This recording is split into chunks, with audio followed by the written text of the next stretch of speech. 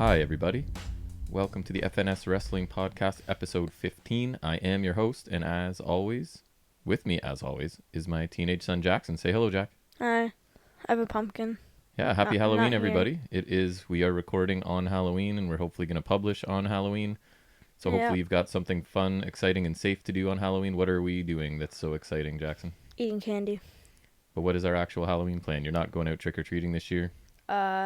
No. I'm going to watch a movie. We're going to order some wings, I think, and mozzarella sticks for you, probably. Yeah. And we're going to watch a movie, and we're going to just kind of hang out and keep it low-key. And eat candy without having to go trick-or-treating for it. Yeah, so we bought a couple boxes of everybody's favorite stuff. I'm going to try to avoid it, and they're going to try and eat as much as they can, and that's how it works. Yes. So hopefully you guys have something fun and safe planned. How are you enjoying the upgraded comfort levels in the studio? So far, so good. Fine. Maybe I'll check back in like 90 minutes, right? So normally we are, to bring you behind the curtain here at the podcast, we are sitting in a dining room chair for me and a kitchen chair for Jack. And over the last 14 weeks, we've realized that they're really not made to sit. We pretty much do this all in one shot. We take about a 5-minute break somewhere in the middle that you'll never know because I seamlessly edit it together. Probably not. So pro. But, and it's really tough by the end. We're all shifting in our seats and they're just not comfortable furniture, I'm learning. Even with pillows. Even with pillows. So today I took Nate, Jack's younger brother, my other son, I took his gaming chair, brought it down, and then an old Poang IKEA chair that barely fits under this tiny table. I use it for gaming, though. I like it. It is comfortable. So we're comfortable today. So maybe you'll see a little bit of an increase in our energy, especially by the end of the show when we're normally shifting around in our seats, trying not to have them creak and everything. And when I'm yawning. And yeah, hopefully you won't be yawning quite as much. So yeah, it feels a lot better. And without any spoilers, we watched Mandalorian Season 2, Episode 1. We are big Star Wars fans. Jackson is probably beyond a big Star Wars fan. As much as he follows WWE and wrestling in general, is pretty much as big a Star Wars fan as he is too. It was an enjoyable episode. We won't say anything in case you guys are fans. Let me just say they know how to end an episode. They kind of leave you with little cliffhangers or surprises generally every episode. It didn't disappoint. I find it flies by. Like, it's amazing how quickly, because I think last night's was like 45 minutes or somewhere around there, and it flew by, right? So yeah. There's the one funny scene that's in the trailers where he goes to like this kind of club to meet this guy who knows about a Mandalorian. And they're like two Gamorrean guards fighting with axes, and so it's a fight club basically. The guy tries to take his armor, and so then, and he's got like we were saying no spoilers. It's in the trailer though, so maybe they haven't seen. Okay, go ahead. But and like they've got all these guns. They've got all his guns. Their guns pointed at him and a bunch of other guys, and he wants his Beskar armor. So Mandalorian activates like his little wrist rocket thingies, and then all you see is Baby Yoda close his tram thing, and then Mandalorian just whoops them. It's funny. It was a good episode, so we'll be waiting for that every Friday night. I'm interested because Sasha Banks is in it. Right, so there is a wrestling tie-in, right? We can. She did not appear in episode 1 of season 2, not yet, but we'll let you know when she shows up and how she does. Yep. I would like to also just again thank any listeners, new and returning. You can find us on pretty much anywhere you find podcasts. So YouTube is where we started, but now we're sort of Podbean, iTunes, Google Podcasts, what is it? Overcast. Mm-hmm. Some other new thing I noticed we've been picked up on that I didn't even know existed. I forget what it's called. I had to Google it myself. I hiccuped. But again, we're getting like slow incremental growth, which I'm super thrilled about. I check in every day or so and just see we got a couple more people following or something. It feels really good. So thank you very much. You guys are in on the ground floor of this project we've sort of started, and we appreciate it. We still have gotten zero feedback from anyone. So if you want to be mentioned on here, send us an email at fnswrestling@gmail.com. If you want to make podcast history, right? here. You could be the first one ever to be. We'll read your question or comment or something on the air. You can also contact Jack. He runs our Instagram, right? At FNS_podcast or sorry, FNS_wrestling_podcast. There you go. Yes, there you go. So that's our Instagram. Let's get all that out of the way. Yeah, that's where you'll get the updates and what's up. And let's have our weekly How Was School check-in. No, don't even. I know you had to. What was actually really funny is since we can't watch NXT when it's on Wednesday, we watched on Friday. Thanks WB Network in Canada. And so at school I watched Nightmare Before Christmas, good stuff. And then Johnny Gargano's attire was inspired by Jack Skellington. I'm just like, After I pointed it out to you, right? Yeah. Yeah, it was. And Santos Escobar was wearing, well, I'll talk about it again later, but if you guys, for older fans, if you guys know what I'm talking about, but Rey Mysterio's purple kind of thing was Phantom-inspired, Halloween Havoc, I think, 97 attire. Escobar was wearing the exact same, like, tights. Yeah, There's kind of as homage. They had the Day of the Dead face paint, too. They definitely treated that episode like a pay-per-view, but we'll get there. Yeah, right? It was good. So... yes, and we just came from the dollar store too. We got our booster juice. Yes, we did. And I came from the dollar store to grab some stuff because I wanted to, with my figures, maybe do like a Halloween Havoc thing. So got like some pumpkins. I found these little plastic bats, like a bag of them. Dollar store supplies for him to mess around. And I got chocolate covered raisins. Yes, Whoop. which he's excited about. And then Booster Juice was being really cool. They have a little table set outside. Yeah, so I got like an actual mini pumpkin. So it's a beautiful fall day, and they're just sitting out there with a table with little prepackaged bags of candies for the kids and actual mini pumpkins if you want to take one home with you. So we did. Which is useful. So that was really cool. Actually. Yeah. Yeah, and I don't know. I watched 2 amazing wrestling matches this week. I'm kind of excited to get talking about. Don't say anything. Don't say anything. I'm just saying I want to get into talking about wrestling because I have 2 amazing matches this week that I'm hoping to get to, yeah? Yeah, okay. I think I know what you're talking about. I'm pretty sure you do. I know one of them. One was on a pay-per-view and one was on a show we don't even talk about on this show generally. So it's going to be in any other wrestling business. Yeah, there was one there and then one that we watched last night that was just incredible. So we'll get there. So I guess we'll transition into our first section, which is news and rumors. Yes. Can I start with a particularly angering one? If you'd like to. We usually start with ratings, but you want to switch it up? You're fired up about something? Go ahead. So WWE has announced a 2-hour pre-show for Survivor Series 2020. Wow, I appreciate you the pay-per-view saving that until we were here because I didn't know that. The pay-per-view will start at 7 p.m. as usual, but the pre-show will start at 5 p.m., which would mean it's 2 hours, and that is stupid. Yeah, I'm not a fan of that. We sometimes we'll skip through 90% of it and just watch the matches, right? So yeah, but I don't think they need to do that for a stupid pre-show. Like, they're going to have a pre-show that's longer than NXT UK and 205 Live. But when you own the network and you need to fill it with stuff, this is what happens. Then put, rerun NXT UK because they had a killer match. I'm pretty sure they rerun it all the time. That's what I'm saying. Or 205, I don't know. They don't need this. They got to create content. I'm not going to watch it. It's for somebody else. Do you like one of those WWE timeline documentary things? Those are cool. Yeah, I'm enjoying the... if you got the network, you should try this. The Best of. Best of. I was watching Best of Halloween Havoc last night. And Best of Yokozuna. Watching some Lex Luger, Brian Pillman from 88 or 89. I forget whatever the first one was. I went on the network, just the channel, and I saw Halloween Havoc 98. And it was Ric Flair and Sting versus Terry Funk and Great Muta. I was watching that. It was a Thunderdome cage, and I was just like, Thunderdome. I fell asleep watching that last night. I was about 5 minutes in, just lying there, and that's when I fell asleep. Sting when he was in the Four Horsemen. Yep. So ratings this week for the shows that we talk about in depth. Remember last week, I was making the prediction that this might be the week NXT actually wins in the ratings, and they did.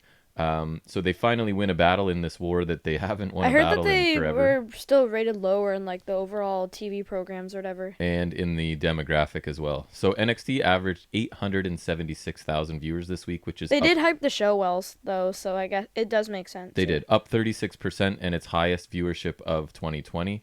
AEW averaged 781,000, so they were up 3.7% over last week, but still not far behind. Trailing NXT for the first time in a very long time. I don't know to say ever, but I can't think of a time they've won, but maybe they definitely have before, but yeah, I can't think of anything specifically. So AEW did win the key demographic, scoring a .32. It was up 6.7% from last week. But overall, NXT was the victor. In the demo was .25, which is up a whopping 56%. So they picked up a ton of ground in that demographic for that show. And I guess the bottom line, this lets WWE know that they can win the war, but basically they have to schedule and promote a pay-per-view type event, and AEW can just do it on a weekly basis. Well, AEW, they need them to not counter-program it, right? Because if this were WWE, they usually suddenly schedule something big as well. Right, because you had NXT's Great American Bash going up against Fyter Fest in AEW 1. If AEW had done another one of these particular events, say they went ahead with, remember when they planned Blood and Guts? Yep. Say they went ahead with that. then I don't think NXT would have won. No, so it just means like if you schedule like a pay-per-view quality event and promote the heck out of it, and as long as AEW and give us some like quality matches too, like Lorray and Shirai, and then Gargano and Priest, like that's quality stuff. As long as AEW, doesn't try and counter program, you can win. So right. Yeah. They need a few factors in place, but they can possibly win. Do you have anything else in news? Yeah. So, Vince McMahon was impressed with Matt Riddle versus Sheamus match on this week's Monday Night Raw. I heard good things. I did not watch. And wants Matt Riddle to be a more serious character. So say bye-bye to Matt Riddle, because now we just got Riddle. Yeah, I find it interesting that... How does that make him more serious? Somebody, not probably having a Vince, first name? Thinks that just one name is somehow better for a lot of people. So if Vince wants to be more serious, he'll just be McMahon. Well, he was Mr. McMahon. He had no first name for quite a while. Yeah. When he was being serious. Yeah, but he would still have a first name. At least it's not like this guy's Mr. Riddle. Yep. I like that better, but like, just Riddle, really? Yeah, it's. I probably won't call him that. I will keep calling him Matt Riddle probably until I get. I'll call him Riddle as like a short, obviously, but like. I think I watched zero main roster this week. Sometimes I watch a little bit. Well, I don't know if it's nice. I just didn't get around to it. No, it's not. It's never that interesting. So my next piece of news isn't great news either for us, but for the 9 months ending September 30th, WWE has posted a net income of $118 million over that. Let's just remember them Black Wednesday, which has already surpassed last year's record profit. So I kind of hate that I have to feel guilty about supporting a multi-billion-dollar company that records record profits when so many regular people are suffering in so many ways, and they fired so many people, including financially, and they themselves have laid off and furloughed or whatever they want to call it a whole bunch of people. So for no reason, it's not pleasant feeling. So that is, they're still record-setting profits despite everyone else not doing so great. But anyways, anything else you have? So WWE reportedly burying Lana every week because they think Nia Jax putting her through the table, announce table every week will turn her into a babyface. And I wrote, yeah, right. Oh, it has nothing to do with her husband leaving and going to the rival company, right? Getting someone dropped through the announce table every week just makes you your run-of-the-mill babyface right there. Yeah, so... Overcoming the odds. I guess. We'll see what happens. Yeah. I also have that several superstars have suspended their Twitch accounts, and obviously at the new third-party policy WWE has, and Paige is outspoken about it. Yeah. So they've clamped down on third-party site streaming, and Paige is one of the ones who does that quite a bit. So on her actual stream, I don't know if it was her last one or whatever it was, but she talks about basically that she's broken her neck twice for WWE, and that she no longer can be an active wrestler, and that streaming and talking is basically filling a void in her life that these injuries sort of have left her. Right, so she's kind of threatening to quit the company, I heard. I wouldn't be surprised, right? And I don't know how thrilled AJ Styles is about it, because he is a large streaming presence as well, and I don't know when his contract's up, but there may be a few stars. I wonder what this will mean for up, up, down, down. This will become maybe a big deal with some people. We'll see. Yeah. Do you have anything else for news? I'm surprised you didn't say it already, but Thunder Rosa might be signing with WWE. Yeah, so the most as reported by Dave Meltzer. Most recent things I'm reading is that it could be AEW, it could be WWE, but that, and she's technically, I think, still under contract at NWA, but they... Yeah, because she lost the title just randomly to Serena Deeb. NWA title. Quickly took the title off of her for some reason, so it seems like maybe she's on her way somewhere else. She did win me over with her time in AEW, so I'm hoping that's where she goes, because I thought she was all right. She wasn't bad at all, but their women's division needs some help. So yeah, as we discuss usually. All right, I don't have anything else for news and rumors. Do you? Let me check. So WWE roster is reportedly confused about Randy Orton's title win at Hell in a Cell. Why? I don't know. It's just weird because, like, why would he win the title from McIntyre, who's in a pretty good run in his first run, where Orton doesn't really need another title run? Because they don't let champions run very long with belts, right? Like, Drew's had it for, 7 months? That's pretty much all you're going to get from them. They think they need to freshen it up, right? I think he should at least lose it to someone new, not Randall, Keith. I mean, I'm not an Orton fan, but I'm paying so little attention as well that it doesn't really matter to me too much. Yeah. It doesn't shock me at all, though. So do you want to get into I feel like that's honestly a bad part. It's not even surprising at this point. It's not. Well, what's his 14th title reign or something like that? 14th world title run. So we're going to sort of insert a new segment here just for this, just for this week probably, or other weeks like this, and we're going to call it Results and Thoughts, where we watched 2 pay-per-views this week, and we're just going to give you the results. I actually watched an Impact thing. You did. We're just going to give you the results and then our quick thoughts on things. Some matches I have very little thoughts, and some I have a little bit more. So we'll start out with what was on Saturday night, a week from today, I guess, which was Impact Bound for Glory. Yes. So I ended up watching some of this twice because I started the first little bit, and then an opportunity presented itself for Jack and I to sort of watch it together. So we did that down here in the basement. And let's see. It started out with a 6-way scramble for the X Division Championship. So you were a little bit disappointed because you thought a scramble was the WWE scramble, yeah, where right? It's like the time limit, like you can get a pinfall in there, and like whoever got the last pinfall is champion. So yeah, you were a little bit disappointed that it was just basically a 6-way match, right? So we had Rohit Raju ended up defeating Chris Bay, Jordan Grace, Trey, TJP, and Willie Mack. So Bay hits the Mamba Splash on Trey, but obviously Rohit comes in and breaks up the count. It was all right, but I think we were talking about this. It was like a lot of just like a couple people, then a couple people. Yep. Right, so, like not really a multi match, just like one-on-one matches taking turns. Yeah. As if. So Rohit knocks Bay out, and then he gets the pin on Trey. The classic, like someone else hits their finisher, he throws them out quickly and steals the pin. So yeah, I thought same thing. It was a fun match, but there was a bit too much of this. You two wrestle for a while 4 wait outside, and then we switch the combination. Yeah, it was a lot outside. Of that, and then also to me, it just wasn't anything special. It was just like whatever. I thought it was a fun opener for an Impact show, and I thought Jordan Grace fit right in with the men, and the fact that commentary didn't really make a big deal out of it either, I thought was helpful, right? Like she just fit right in there, totally fine. Yeah. Even getting some power spots. They really need a crowd though. Like. Oh, absolutely. That goes without saying. Yeah. So next we had the Call Your Shot Gauntlet match, which is basically their version of a Royal Rumble. Their venue is way too small to be doing like a Royal Rumble, that kind of thing. It was okay. So I forgot to tell you, I noticed it in the first time I watched it, and then I didn't mention it to you when I watched it again. So Heath hurt himself right at the beginning of this, basically, and he was booked to win, and they had to switch it on the fly. So they ended up getting really lucky that they had that stipulation that he or Rhino had to win it, because I'm not sure he could have actually pulled it off, right? So Rhino does end up winning with a gore to Sami Callihan, so Rhino stays employed, and Heath earns a contract. Kind of boring to me. It doesn't produce the same thrill as a Royal Rumble. Just like a Royal Rumble is usually in a bigger venue, obviously has crowds, and it's just like I don't know. I didn't really like it too much. The concept of the one-on-one match at the end is all right, but I like that. I think Rhino and Callahan aren't exactly your ideal final two.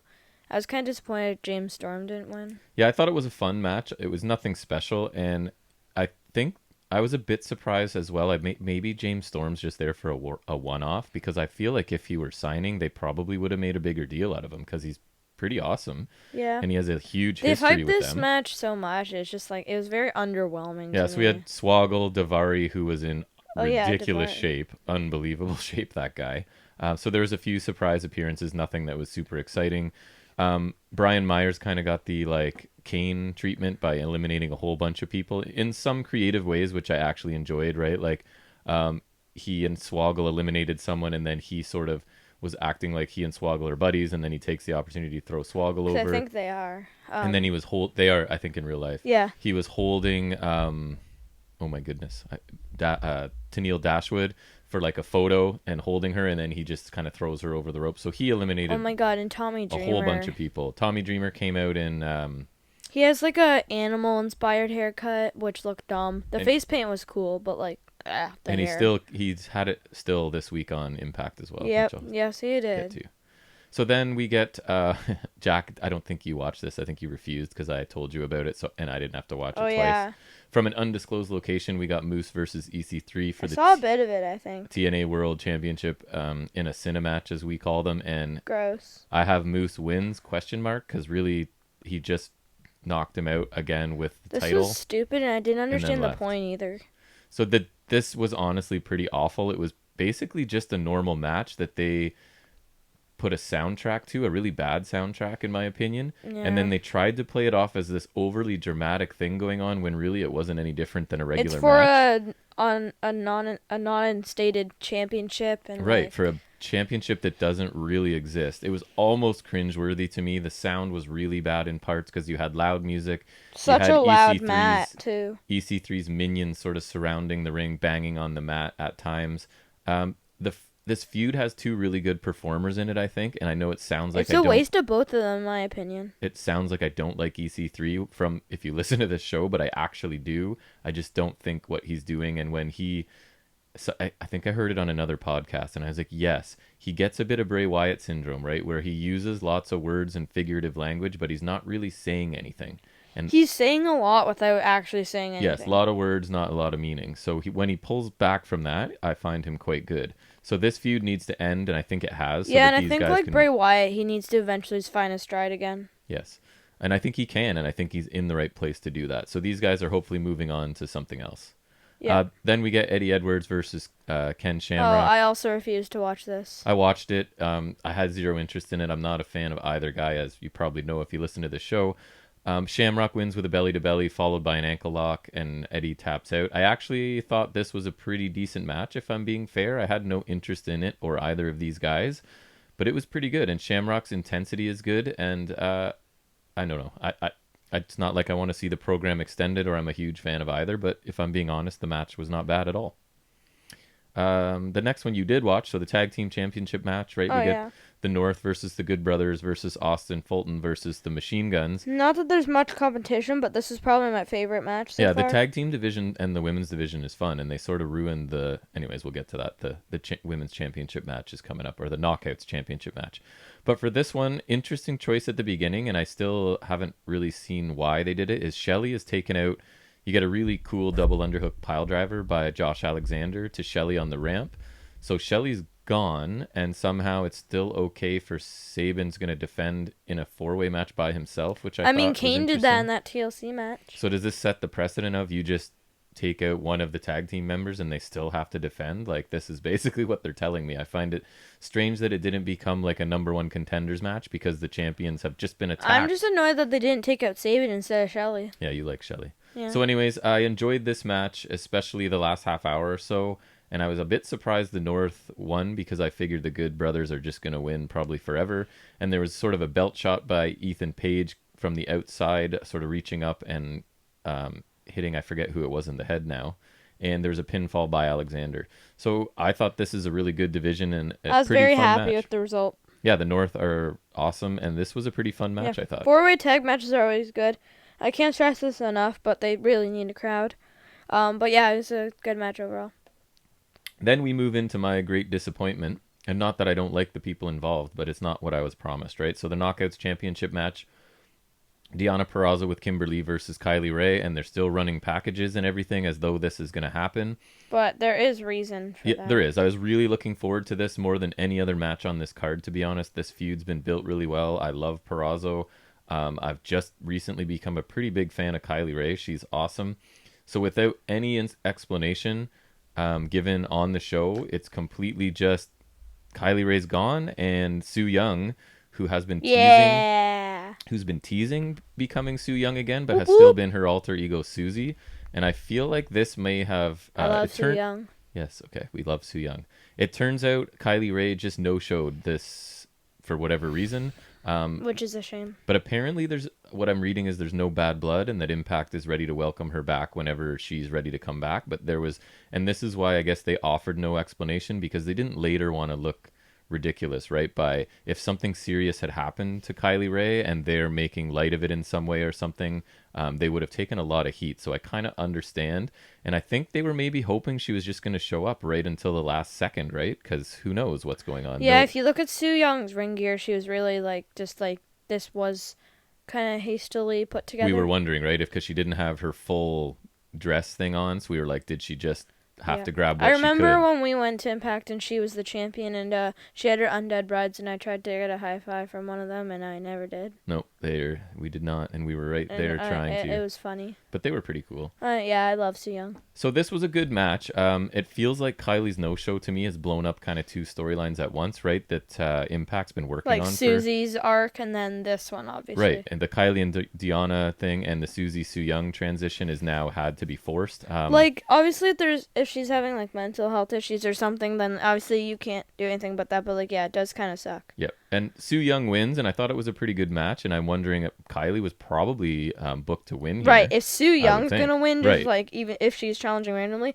you would have to assume that Kylie, who's been booked strong, would have to be winning. But I guess we'll see what happens next. I hope Kylie Ray is okay because she's pretty awesome, and I really like this division. I'd like to see Su Yung play off both characters, because then if Su Yung were to feud with Kylie Ray, just think how interesting that would be. Like Susie still being friends with Kylie Ray, but then Kylie Ray's fighting Su Yung. You know what I mean? Yep, that could work. Like I think that would be interesting. So they've got some options. That's what they want to go with. Hopefully they can figure something out. I'm sure they can. I'm hoping. Then we get what was the main event. We get Eric Young versus Rich Swann for the Impact World Championship. So in this, Rich Swann wins a pretty good match with a handspring cutter and then a Phoenix splash. So Swann is really good in the ring, but for whatever reason, I have trouble seeing him as a main eventer, let alone the champion of a fairly major company. That might be just me. Yeah, there's something about it. There's just something there, but he does put on good matches, and he's probably going to do that while defending the title, I would assume, a few times at least. So I'll wait and see what I think about it. There's just something lacking for me in terms of he's our main eventer, whereas Eric Young fit for me. He feels like he is an Impact main event guy, champion worthy. So we'll see. Swann might win me over. He is fun to watch wrestle. So what do you think of this one? I think we've never seen him as a main eventer, so we haven't. Give him a chance. Benefit of the doubt. I always say I want new, right? So I'm the guy that's pushing for new talent and new people in new spots. So I've got to give it a chance for sure. Yeah. What did you think of this match, this show overall? The match was all pretty good, and the show overall was fine. There's a few matches that I liked. I think the tag, the women's, and the main event were pretty good. The X Division thing was alright, but just because it was like a lot of just one-on-one, it just didn't feel like much to me. Yeah. Didn't think that's fair. I watched a bit of the cinema match. Blech. I didn't really see much of the Edward Shamrock match, nor did I want to. Yes. But overall, I thought it was a serviceable show. And the Gauntlet, it was all right. But again, I don't think they have like the venue to do that right now. Overall, I thought it was good, not great. 2 matches. Yeah. Had to shift on the fly. The Gauntlet with Heath getting injured right near the beginning, and obviously the Knockouts Championship match. And the match I wanted to see. Honestly, I'm curious to see what the injury is then. The match I wanted to see never happened. I'm pretty sure it was hernia, is what I heard. What's that again? Basically, it's an injury. If it's similar to what I had, your abdominal wall is basically poking through it, your intestines are poking through an imperfection in your abdominal wall, and they have to go in and shove it back in and stitch it up. I don't know what that means, but that sounds gross. So please stop talking about that. I've had it done, so yeah, it was a good time. Was that when you had that weird bruise on the inside of your leg? No, that was something different. That was here we go with all my sports injuries, Sorry, but that was something else. That's okay. So I gave it basically the match I really wanted to see never happened, but overall I thought it was a fun opener, a decent gauntlet. Everything else was okay. Yeah, I think they could make a best case scenario out of the knockouts thing though, because they could have Su Yung be a placeholder, which would be a little demeaning to the character, but considering this wasn't supposed to happen in the first place, it might be okay. And then you might get that blow-off match eventually, or I think you'll get an interesting feud out of Ray versus Su Yung. Yeah, because Kylie Ray could like interfere and cost her defense or something, and they could wrestle. And like I just think the dynamic of her being friends with Susie, but then like if she's feuding with Su Yung, I think that'd be interesting. Yep. So overall, but we'll see what happens. I gave it a B show. I wasn't sorry I watched it, but I wouldn't go out and say anyone needs to rush and see it either. So that's kind of for me a B. Like I didn't waste my time, but I'm not going to tell anyone else to rush out. Probably won't go back to watch it either. No, I don't think so. Although I don't do that a lot for pay-per-views. So let's talk about the pay-per-view we watched on Sunday night, which was Hell in a Cell, right? Yes. So in the opener, which I was a bit surprised. I know, I was very surprised by this. But actually, I guess when you have 3 of the same match, you kind of need to spread them out, right? So they tried to do that. And 3 very major Hell in a Cell matches too. They were all for a title. There was no like one for the U.S. title. There was no like non-title match one. These were all like major feuds. Yes. So that's I feel like any of these would have been out of place except for McIntyre and Orton. I feel like that would make sense because who cares about that? I cared the least about that one too. So it was Reigns and Jey Uso in a cell. Yep. And Roman wins when Jey says "I quit." Basically, long story, to save his brother. Because he Jimmy. Right. So I actually thought that was a creative finish. I liked the idea that he says "I quit" not because he wants to for himself, but to save his brother, right? And that Reigns was smart enough to put him in that situation. Yeah, he was like even fake sobbing and everything. So this match, didn't really need the cell that much. It kind of was just like a I quit match. There's a cool drive-by with the stairs. Yeah. I really like the story that they're telling, and I think that I like that WWE's trying new things. They chose the perfect stipulation. But... Like, I like that they're realizing their environment's really quiet, so they can mic the ring, and they can almost have like a story being told by the wrestlers verbally in the ring. Yeah. And I think Roman Reigns is doing a really good job of that. And really he's coming into his element here. He's impressing me with his acting skills, but I don't think 40 minutes was necessary. I feel like, in a way, we were watching the director's cut of their first match, right? Where it's a similar thing, but they've added additional footage, sort of. A blinding red cage. And also, I hate that the cage is red. It's just terrible. So overall, I liked it, but I really don't think it needed to be that long. But the story it told is really good. And the cage was unnecessary, too. I think you could still have a good I Quit match without the cage. And what did you think of the elders being there after the match? I think that's it's like recognizing him as the troubleshooter. They're like, right, because that's what I've heard some complaints about, saying, well, because Roman's such a heel, why are they supporting? Because it's hard to see these kind of fragile-looking old men as heels, right? But I think that is the message, what you're saying, that they're actually just paying respect because, you're the head of the family now, right? Like, so they have to be dutifully respectful. He's proven himself to be like, to carry the legacy now. Yep, I agree. Then we get a waste of everyone's time, in my opinion. Elias defeats Jeff Hardy by DQ. Oh, yeah. On next Raw, they're facing off in everyone's favorite stipulation, a guitar on a pole. Amazing. So Hardy just can't take it anymore and hits Elias with a guitar and gets DQ. Elias did try to hit him first. He did. It was a disappointing nothing match. That's all I have to say. Here's what I have to say about this match. The only thing I liked about it was Jeff Hardy's face paint, which had a guitar on it. You are a face paint fan. Yeah, and Jeff Hardy is good at it. So then we get The Miz defeating Otis for his Money in the Bank briefcase. This match surprised me, yeah. When Tucker turns on Otis, another nothing match, I thought. It was just, in my opinion, they're fixing the giant mistake we all knew they made by putting the briefcase on Otis. And I'm not really sure who's going to be interested in an Otis-Tucker feud, but it isn't me. I'm not going to be too interested in the feud, but I can at least appreciate the turn for the fact that it surprised me. I guess, yeah. Although you don't want to, if you mix that in occasionally, but when like WCW decided that's what they're going to do every match, every turn, and then it's just ridiculous. This doesn't work though because they're on separate brands. So. Exactly. So we'll see what happens. A little confusing. They clearly needed to get the briefcase on someone believable, someone high profile that can talk. Makes me so mad because in the match, AJ Styles was perfect to win it. He literally had it. He just fumbled it, and then Otis got it. And now they're just realizing that they made a mistake. And now he can use his giant sidekick and get involved. Yeah. And Miz has already held the briefcase before, so does he really need this? I think AJ Styles would have been perfect, and it maybe would help him not leave after this whole Twitch fiasco. Fiasco. Good. Who knows? So Sorry, AJ. Then we get to the match that I wanted to talk about, or one of the two this week, which was Bayley versus Sasha in Hell in a Cell so for the SmackDown Women's Championship. Sasha wins when Bayley taps to the bank statement while sort of tangled up in a chair.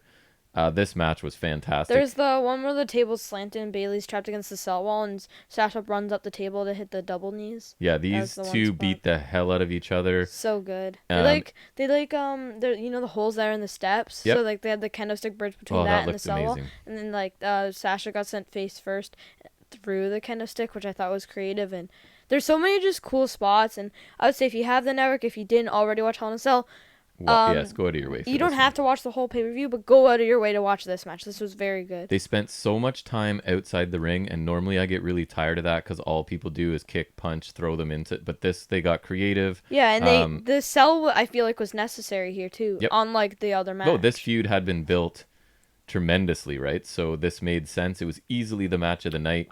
This could be an example of WWE for once using long-term booking. They did. And other than Bayley trying to tape the two kendo sticks together and them having to abandon that plan because they just weren't like staying together, basically, I thought this match was pretty much flawless. They should have just made a longer kendo stick ready, but whatever. When she grabbed the duct tape, she battled the duct tape. You could hear her say to the ref, like, "Can you help me? I'm so sweaty." Kind of in character, though, not like it picked. I think she knew her voice was being picked up. And then she tried to tape the two together to make one longer stick, and it just was too flexible in the middle, and she was sort of talking to the crowd and then had to abandon. But I think it would have been funnier if she had just made the ref do it. like off the top of my head, not to steal your gimmick, but without like putting deep thought into it, this is a match of the year contender, I think, for me so far. I should be making a list because at least main roster a couple times.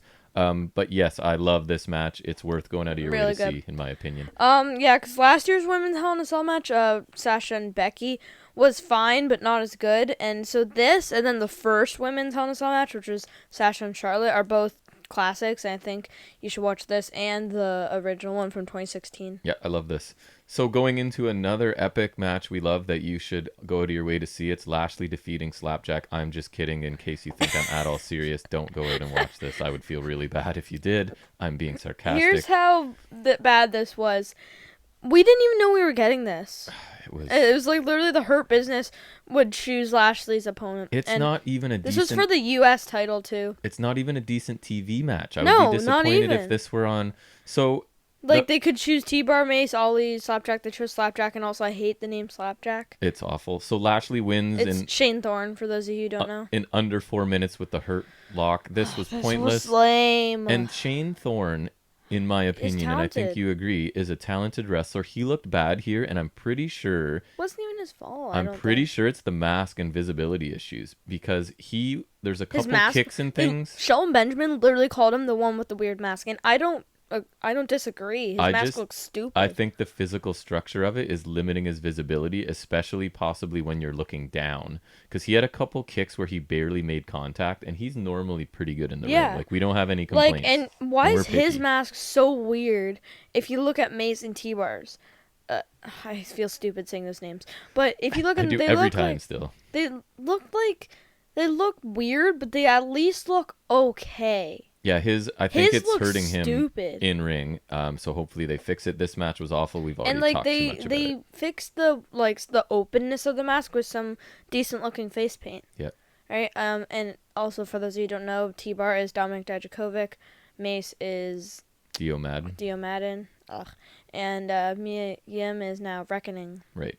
Who had a seizure in Raw, sort of. Far too much time spent talking about that. We'll move into the main event, which was... Real waste of your time, that match. Did you catch the main event? Did you go back and check it out? Nope. Oh, okay. So Orton defeats Drew McIntyre for the championship in Hell in a Cell again. This match was fine, but it was the third one with the same sort of stipulation.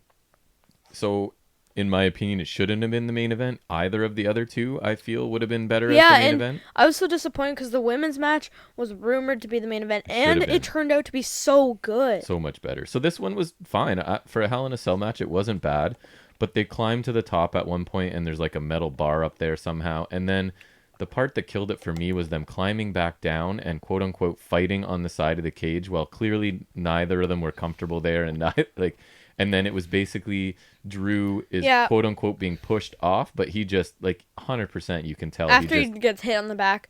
And he just lets go when he feels he's safe to let go. Rollins and Ambrose did this in 2014. They look good because they both fell and they look more comfortable there. They were also actually kind of hitting each other, and they both kind of fell. And then in 2018 in the Roman versus Strowman match, Rollins and Ziggler were climbing the side of the cage. Yep. If that doesn't make sense, then no, it doesn't.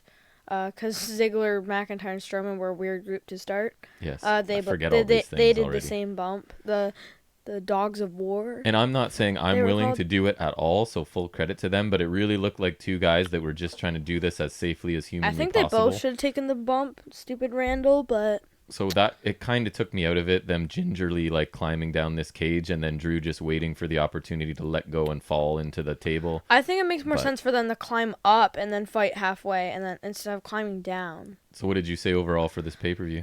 I thought it was going alright. It started pretty good with the opening match, and then the Elias Jeff Hardy was a bit of a snoozer, but then I feel like and then the Money in the Bank was alright, and the women's match really picked up the show. It was the best. And then we had the U.S. title thing. And where were the tag titles on the show? They don't matter. There's no division. It doesn't matter. I thought where are the tag titles? And the Raw women's title too. It was clearly a 3-match show with everything else was kind of pointless filler for me. Yeah, they missed quite a few titles here. The Intercontinental title was out of missing in action too. Yep. Raw women's title, both the tag titles. Literally the 24/7 titles defended on the pre-show and not the tag titles. Yep. Really. That's right. That's pathetic. So as we said, go out of your way to watch Sasha Bailey. Nothing else, really. Watch highlights of Roman and Uso, I would say. Yeah. Because it's a 40-minute investment. I don't think you need to Maybe watch the clip that WWE puts on the YouTube channel, because they'll probably pick a good spot. Yep, the drama in it was really cool. It was just really long. And I thought everything else was whatever. So I gave it a C+. If you want to torture yourself, you could watch the slapjack thing. I actually think I might have preferred Bound for Glory just because there was nothing really bad other than the Moose. The Moose just EC3. Overall. Because I think the women's Hell in a Cell match was better than probably anything on Bound for Glory. But then the whole show was generally better. Easier to watch. Right. So I would say that's fair. I'd say Hell in a Cell is but probably the only thing I would say too. Go watch is the Bailey-Sasha match out of the whole weekend, really. Yeah, Bailey and Sasha was really good. Yep. Okay, so that will take us into, we're going to throw in JackFact number 1 here, so go ahead. This is sip some booster weird juice. One. So, if you guys have ever heard of the team known as Deuce and Domino, they debuted with their valet Sherry on SmackDown January 2007. In her fake roller skates? Sure. She did. Deuce would later go under a gimmick change and become Sid Snuka, as he was the son of Jimmy Superfly Snuka. I thought it was Sim Snuka. I thought it was too, and then I searched it. I think it was Sid Snuka. So. Oh well, we can fact check it later. Yes, I actually like. I think it was Sim Snuka, but I actually liked Deuce and Domino. I thought they were. It was a weird gimmick. Snuka. They were like 50s greasers. Yeah. But I don't know, something about it I was okay with, and their style was just like no nonsense, kind of brawling a little bit. Or was it Sid Snuka? Sim Snuka? I think I'm pretty sure it was Sim. I think it was Sim too, but it said it was Sid, so I'm just gonna go with it. Or maybe you got auto-corrected too. Who knows? Yeah. Yeah. Or just when I looked it up. Yep. So Sid would go on to be an initial member of Legacy in 2008, along with the mainly remembered members, which is obviously Randy Orton, Cody Rhodes, and Ted DiBiase Jr., and Manu, who is a lesser-known member of the famed NOI family. And I thought I thought kind of liked that guy for a while, and then he just disappeared. I actually remember this. This is Snuka and Manu would be kicked out of Legacy, and Orton would punt DiBiase. Snuka and Manu would come back for revenge, and DiBiase would return to face Orton as well, so like they were kind of ganging up on Orton and Rhodes. DiBiase would turn on Manu and Snuka and reunite with Orton and Rhodes. Then Randy Orton would go on his McMahon punting spree, win that year's Royal Rumble, which is 2009, and engage in a feud to Triple H and win a couple WWE titles. The first came at Backlash in a 6-man tag. Yeah. That makes sense, definitely. Against Triple H, Shane McMahon, and Batista, when he teamed with Legacy. Some would suggest this is more than a fact here, sir. The second came after he lost it to Batista and then attacked him to take him out. Won the vacant title on June 15th, episode Raw against Triple H, John Cena, Big Show. Yep. And that's it. That is a long fact. Let's keep these a little more brief. Yeah, well, I go on a bit of a tangent, so. Sometimes you do, and that's okay. We got no time limits. Yes. We can upload as much as we want. I went from Deuce and Domino to Randy Orton RKOing Big Show. Yep. So let us shift into the first show that we go sort of in depth with every week, and that is AEW Dynamite. We'll start our review, and Jack will take the lead on this one. So go ahead, fella. Yeah. So we got the Eliminator Tournament semifinals. Which I'm excited about. Wardlow versus Hangman and Kenneth Omega versus Penta El Zero Replacing Miedo. Phoenix, yes. So we start with a Wardlow and MJF interview. MJF says he's proud of Wardlow and says if Wardlow wins the title, MJF will be champion because Wardlow's under contract with him and he's still going with the uncrowned champion. Was it just my notes, or did he use the words like Wardlow is his property? I thought that's what I could be wrong, because that's pretty strong language to say. Yeah, so then Sammy Guevara interrupts and says he'll make sure that in the Inner Circle Town Hall, MJF will not join the Inner Circle. Right. MJF says he thought they were pals and was going to give him promo advice, which is to don't. And I thought that was funny. I'm going to give you some advice on your promos. Don't. How about you just don't? Which I thought was pretty funny. That's funny. And then my last note is Sammy mad. So I like that they always throw in this little bit of that MJF is a jerk to Wardlow and Wardlow's taking it, but you can see eventually it's going to pile up, right? And so it's this really slow build and slow burn of this Wardlow MJF sort of turning on each other. So I like that there's not always, but a a lot of times there's this little nugget there hardly has for to do you. anything, but you can see it's like right. It's just going to build. Eventually, it's going to be the straw breaking his back. Small things like this, AEW is so good at storytelling. Yep, they're already like starting getting that wheel slowly. Whereas turning WWE, you get that one rare nugget, which is right now the Bayley and Sasha long feud kind of. Or the time AEW takes to even hint at a feud, WWE has started the feud, had the feud, and the feud's over. Right? And like some random tag matches. In like 3 weeks, where AEW hasn't even gotten there yet. But yeah, like think about how long that Hangman arc went for. Right. And WWE cannot, main roster cannot handle nearly that. A full year. Yeah, exactly. Which is impressive. All right, so what's our first match? Wardlow versus Hangman Adam Page, which is a world title eliminator tournament semifinals match. Hangman's nameplate does not disappoint, as it says emotionally unavailable. Nice. So the crowd is too loud for Jack. You can't hear Hangman's theme clearly enough. Yeah, I did not appreciate that. You were not happy with that. I was really sad. I love his theme. Some of my favorite notes come by observing you reacting because you're kind of sitting in front of me to what's going on. So that made me laugh. I couldn't hear his theme good enough. It's not very nice. Let's carry on. So shotgun dropkick right away by Mr. Hangman. Mm-hmm. Quick start. I still make the note as Hangman, not like Adam or Page, which is significantly less. I don't know. It's just a thing I do. Hangman's better to. It's fun to say. Wardlow fights back with shoulder blocks in the corner. Wardlow blocks a sunset flip. Corner clothesline by Wardlow. Hangman low bridges Wardlow and hits a springboard clothesline. Wardlow catches a dive by Hangman. Hangman reverses, sends Wardlow into the post. Wardlow's unaffected and spears Hangman through the barricade. That looked nice. He kind of like speared him, picked him up, and smashed him into the barricade all in one motion. It looked pretty nice. Mm-hmm. Yeah. Hangman beats the 10 count narrowly. Power slam for 2 by Wardlow. Hangman blocks a suplex attempt, but Wardlow is able to hit a suplex toss anyways. Yes. Corner shoulder block by Wardlow, followed by a gut wrench powerbomb for 2. Shades of Jack Swagger. I thought the commentators all throughout this part were doing a really good job of building Wardlow up. I mean, it made me start to think he wasn't winning for sure, which I already kind of thought anyways. But they were really putting him over as just a kind of a monster, right? And I thought Paige did a good job of selling, so it kind of those two things combined to make Wardlow look pretty good here. But keep going. Yeah. Okay. You had the gut wrench powerbomb. Yep. Sorry. Hangman counters drop knee into a rope assist armbar. You know, Wardlow's signature kind of knee thingy. Yeah, it looks cool. Wardlow hits a suplex toss, which brings Hangman back into the ring. Wardlow misses a swanton bomb of all things. It looked pretty nice. If he ever hits it, it'll be cool. Yeah, that's gonna be insane. A strike exchange after some clothesline attempts by Hangman. Hangman flips out of a German suplex and clotheslines Wardlow out of the ring.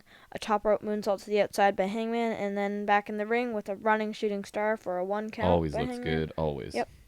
Wardlow counters a buckshot into a clothesline for a 2 count. F10 by Wardlow, but Hangman wisely rolls out of the ring to prevent a pinfall. Smart. Ring savvy. Yep. Exploder superplex by Hangman, which looked insane. Yes, it did.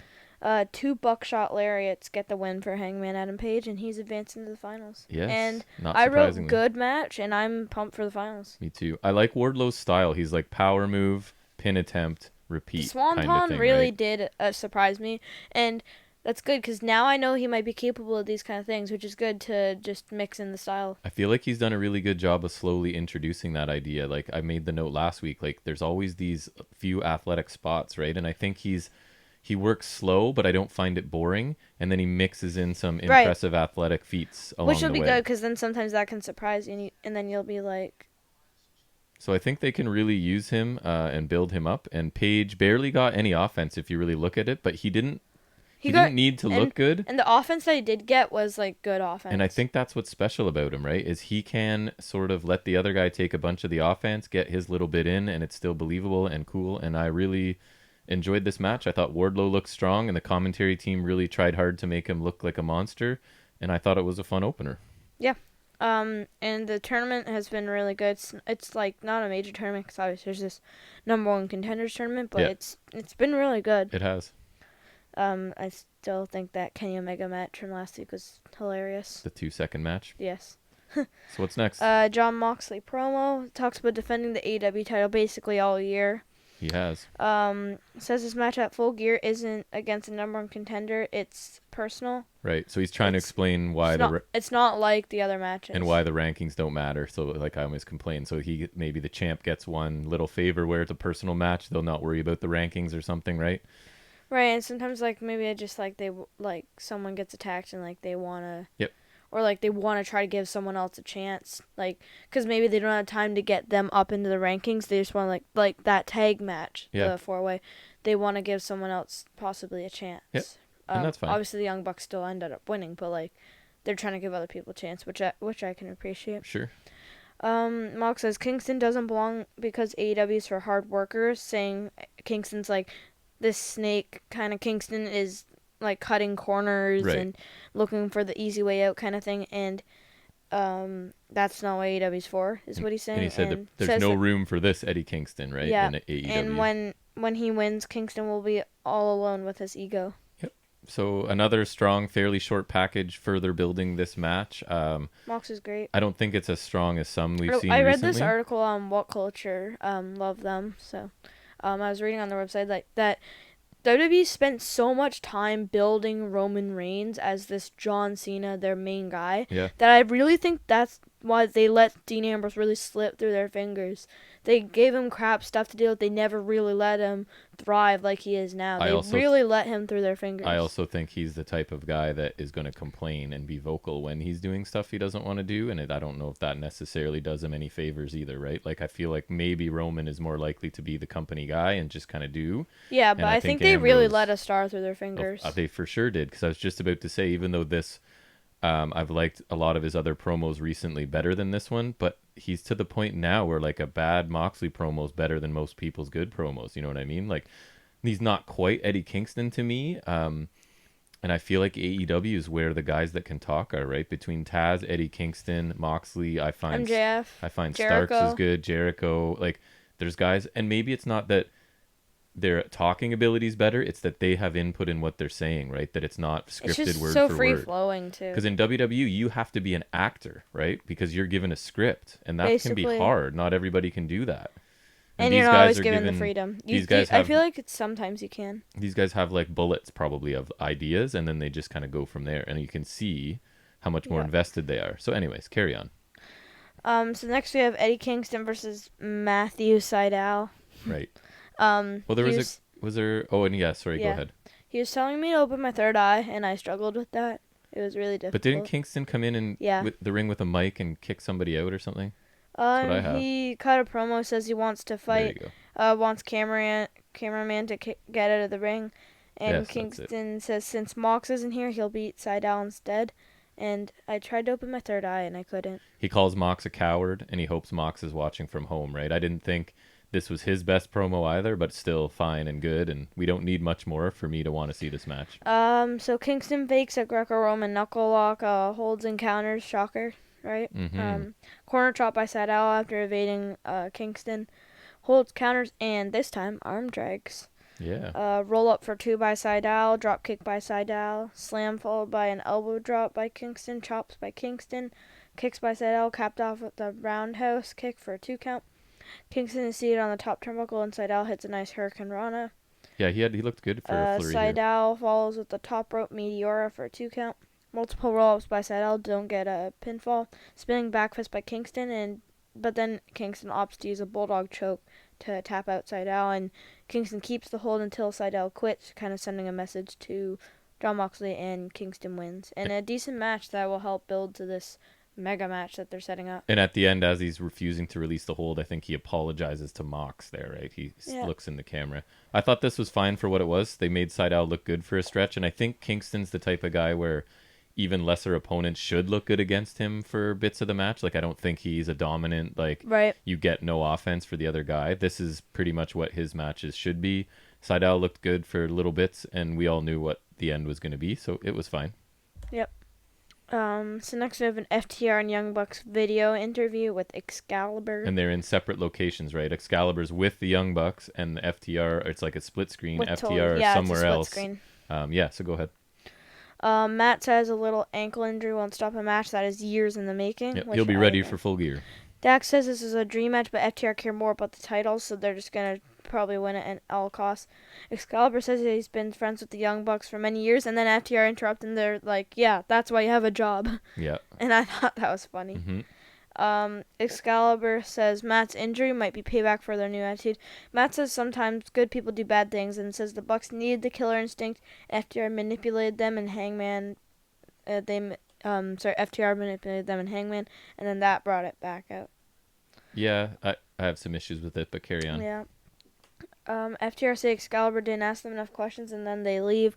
Then Matt says at Full Gear, if they lose the match, that the Young Bucks will never challenge for the AEW Tag Team titles ever again. And then I noted this is the exact same thing Cody did last year, except these guys won't have a mid-card tag titles to fall back on like Cody did with the TNT title. So this is very stupid of them, and it kind of forces them to win. And if they do end up losing, they just you have one of the best tag teams that will never be the champions. That was one of my issues, is that they're sort of making it sound like the Young Bucks can't lose.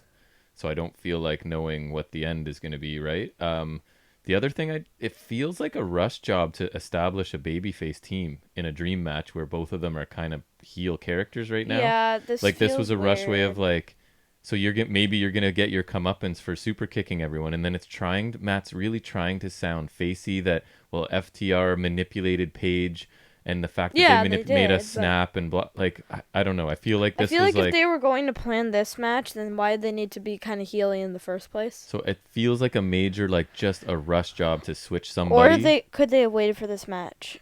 Right, waited until the crowd would be my ideal. They should have either waited for this match or just kept the Bucks face.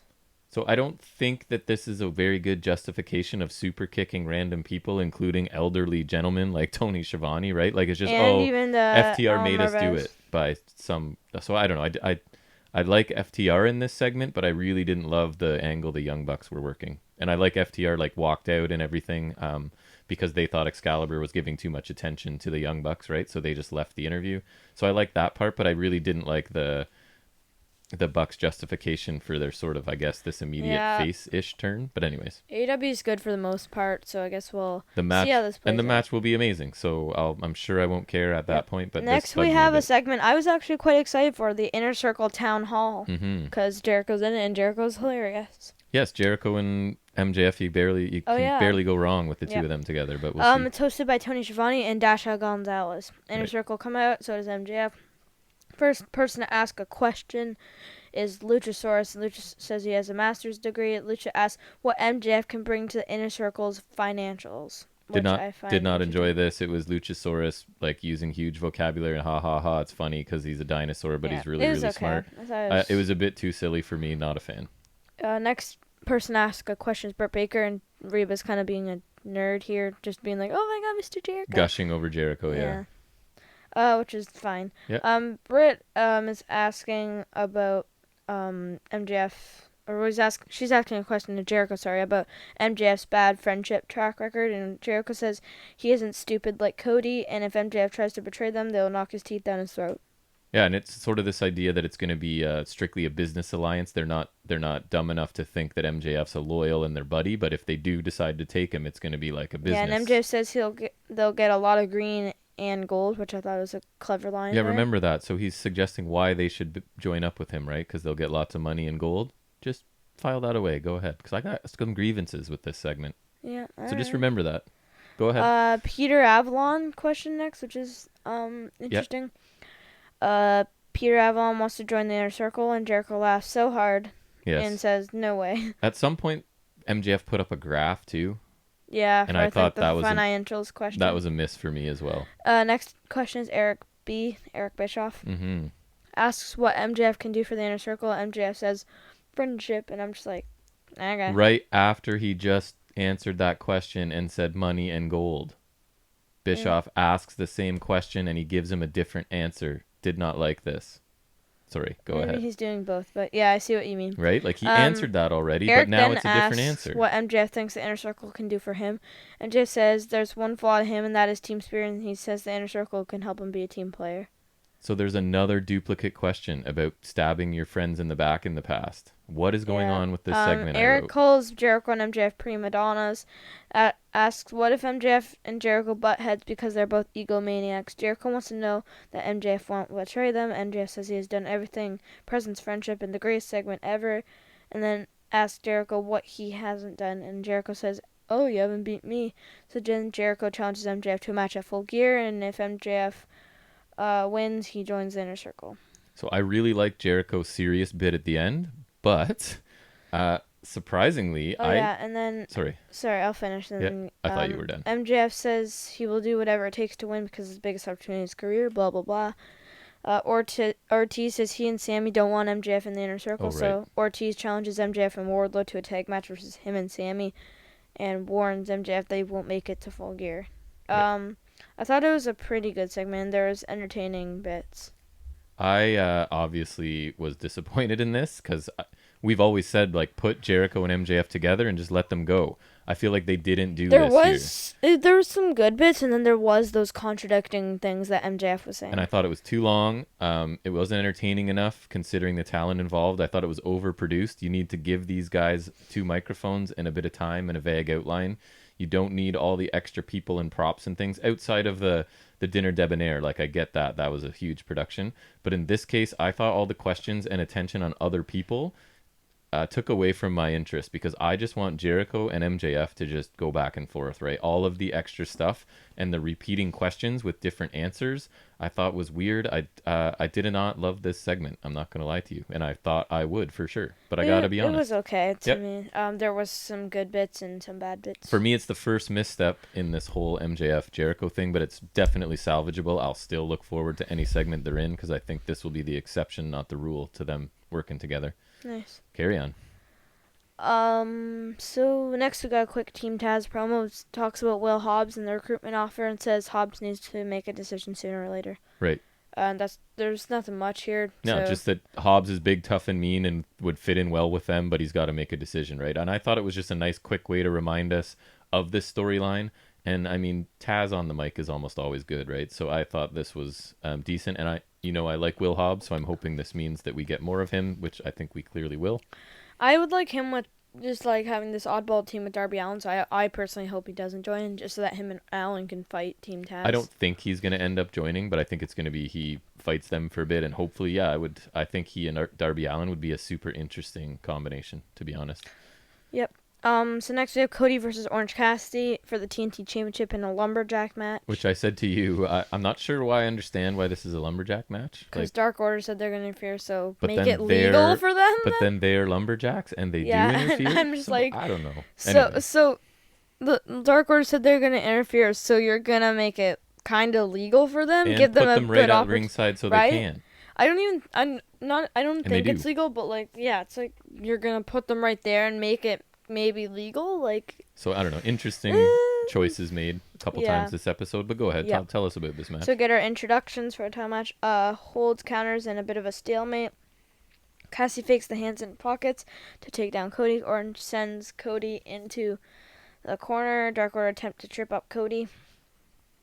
Delayed suplex followed by push-ups by Cody. Oh yeah, such a babyface move. Push-ups in the middle of a match, right? Yeah, and Arn disapproves, but he does end up kind of helping Cody later, so it's a little confusing. Yep. Suplex by Cassidy. Cassidy is on the outside and best friends hug. Best friends help Orange and drop Cody. Yeah, so at one point Cassidy flips over the top rope, gets caught by best friends, and they sort of gently put him back on the apron and help him back in. Then the exact same thing happens to Cody, and then they let Cody drop, right? So, yeah, which I thought was funny. Yeah, it was interesting. Instead of not catching him at all, they catch him and then they drop him. Yep. Drop kick by Cassidy. Trent hits a cheap shot after Cody shoved him.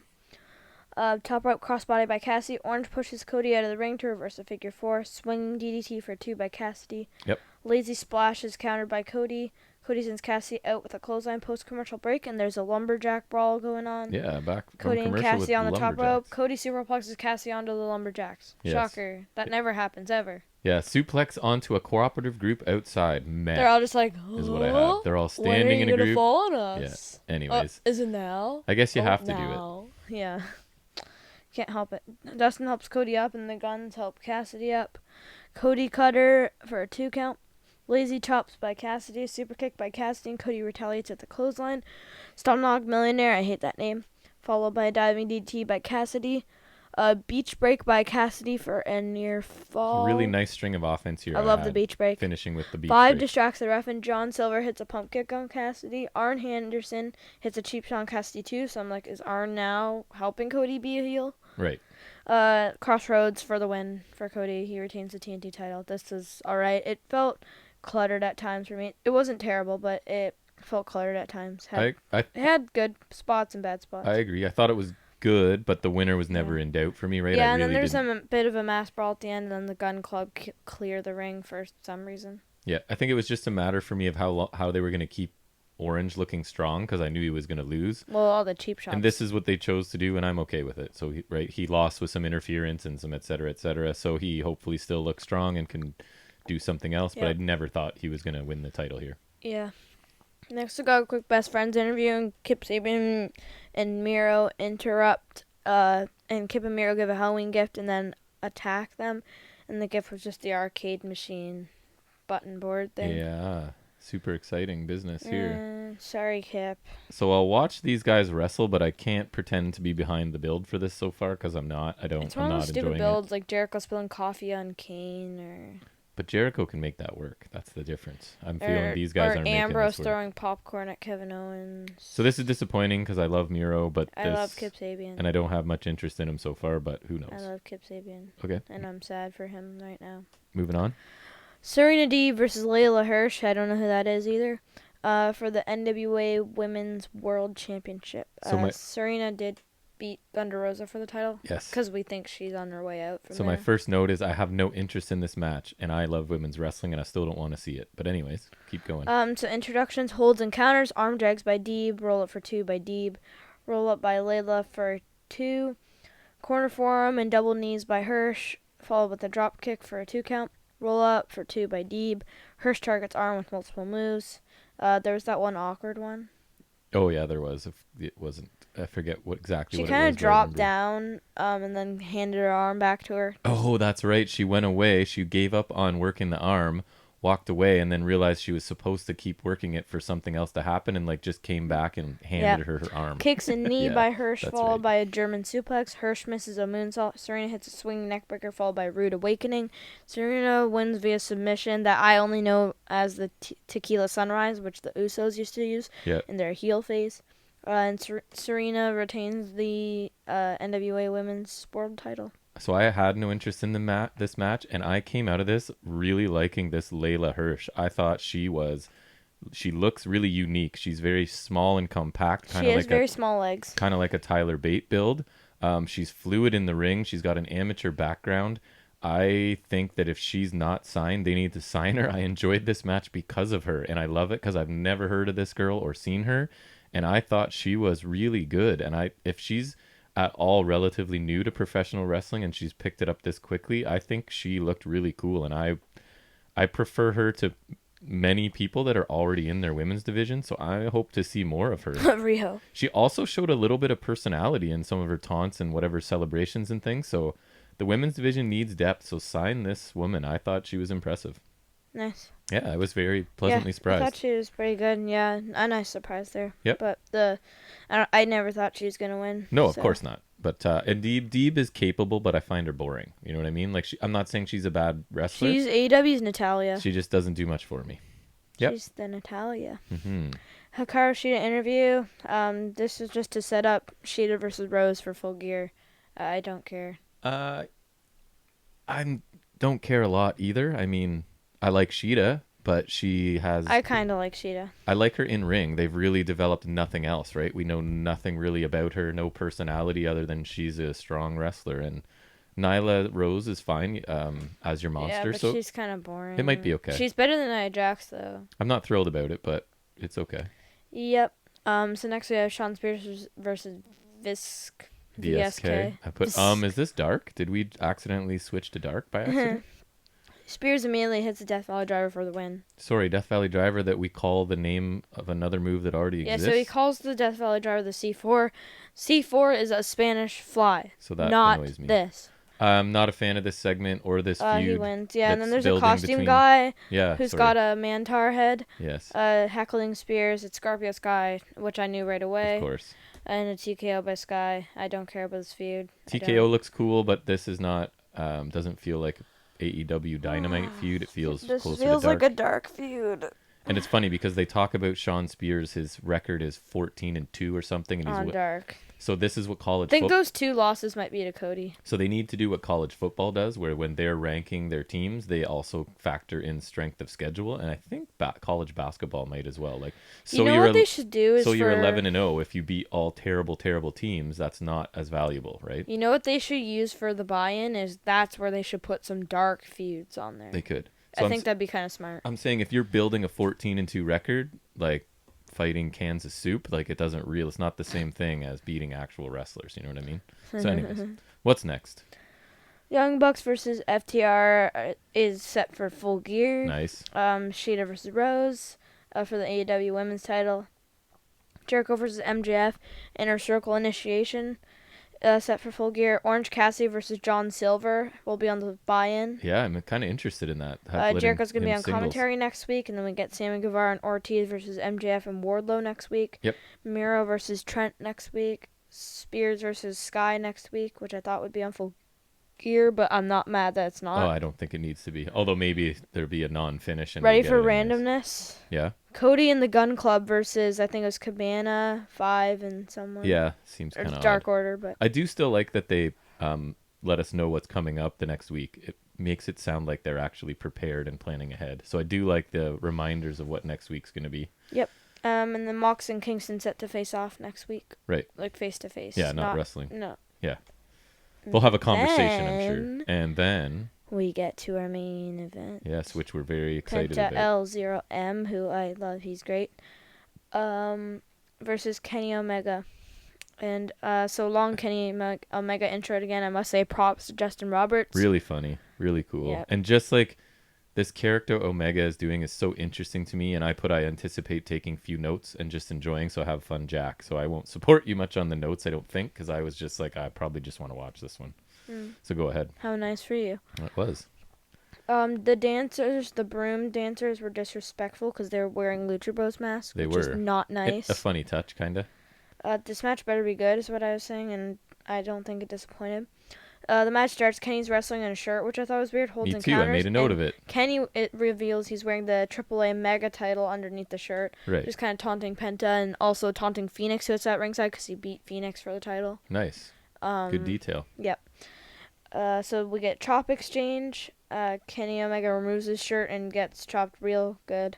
Penta removes the glove and Kenny slaps him with it, which I thought was kind of funny. That was pretty funny, yeah. Penta hits a chop after Kenny taunts after evading an attack.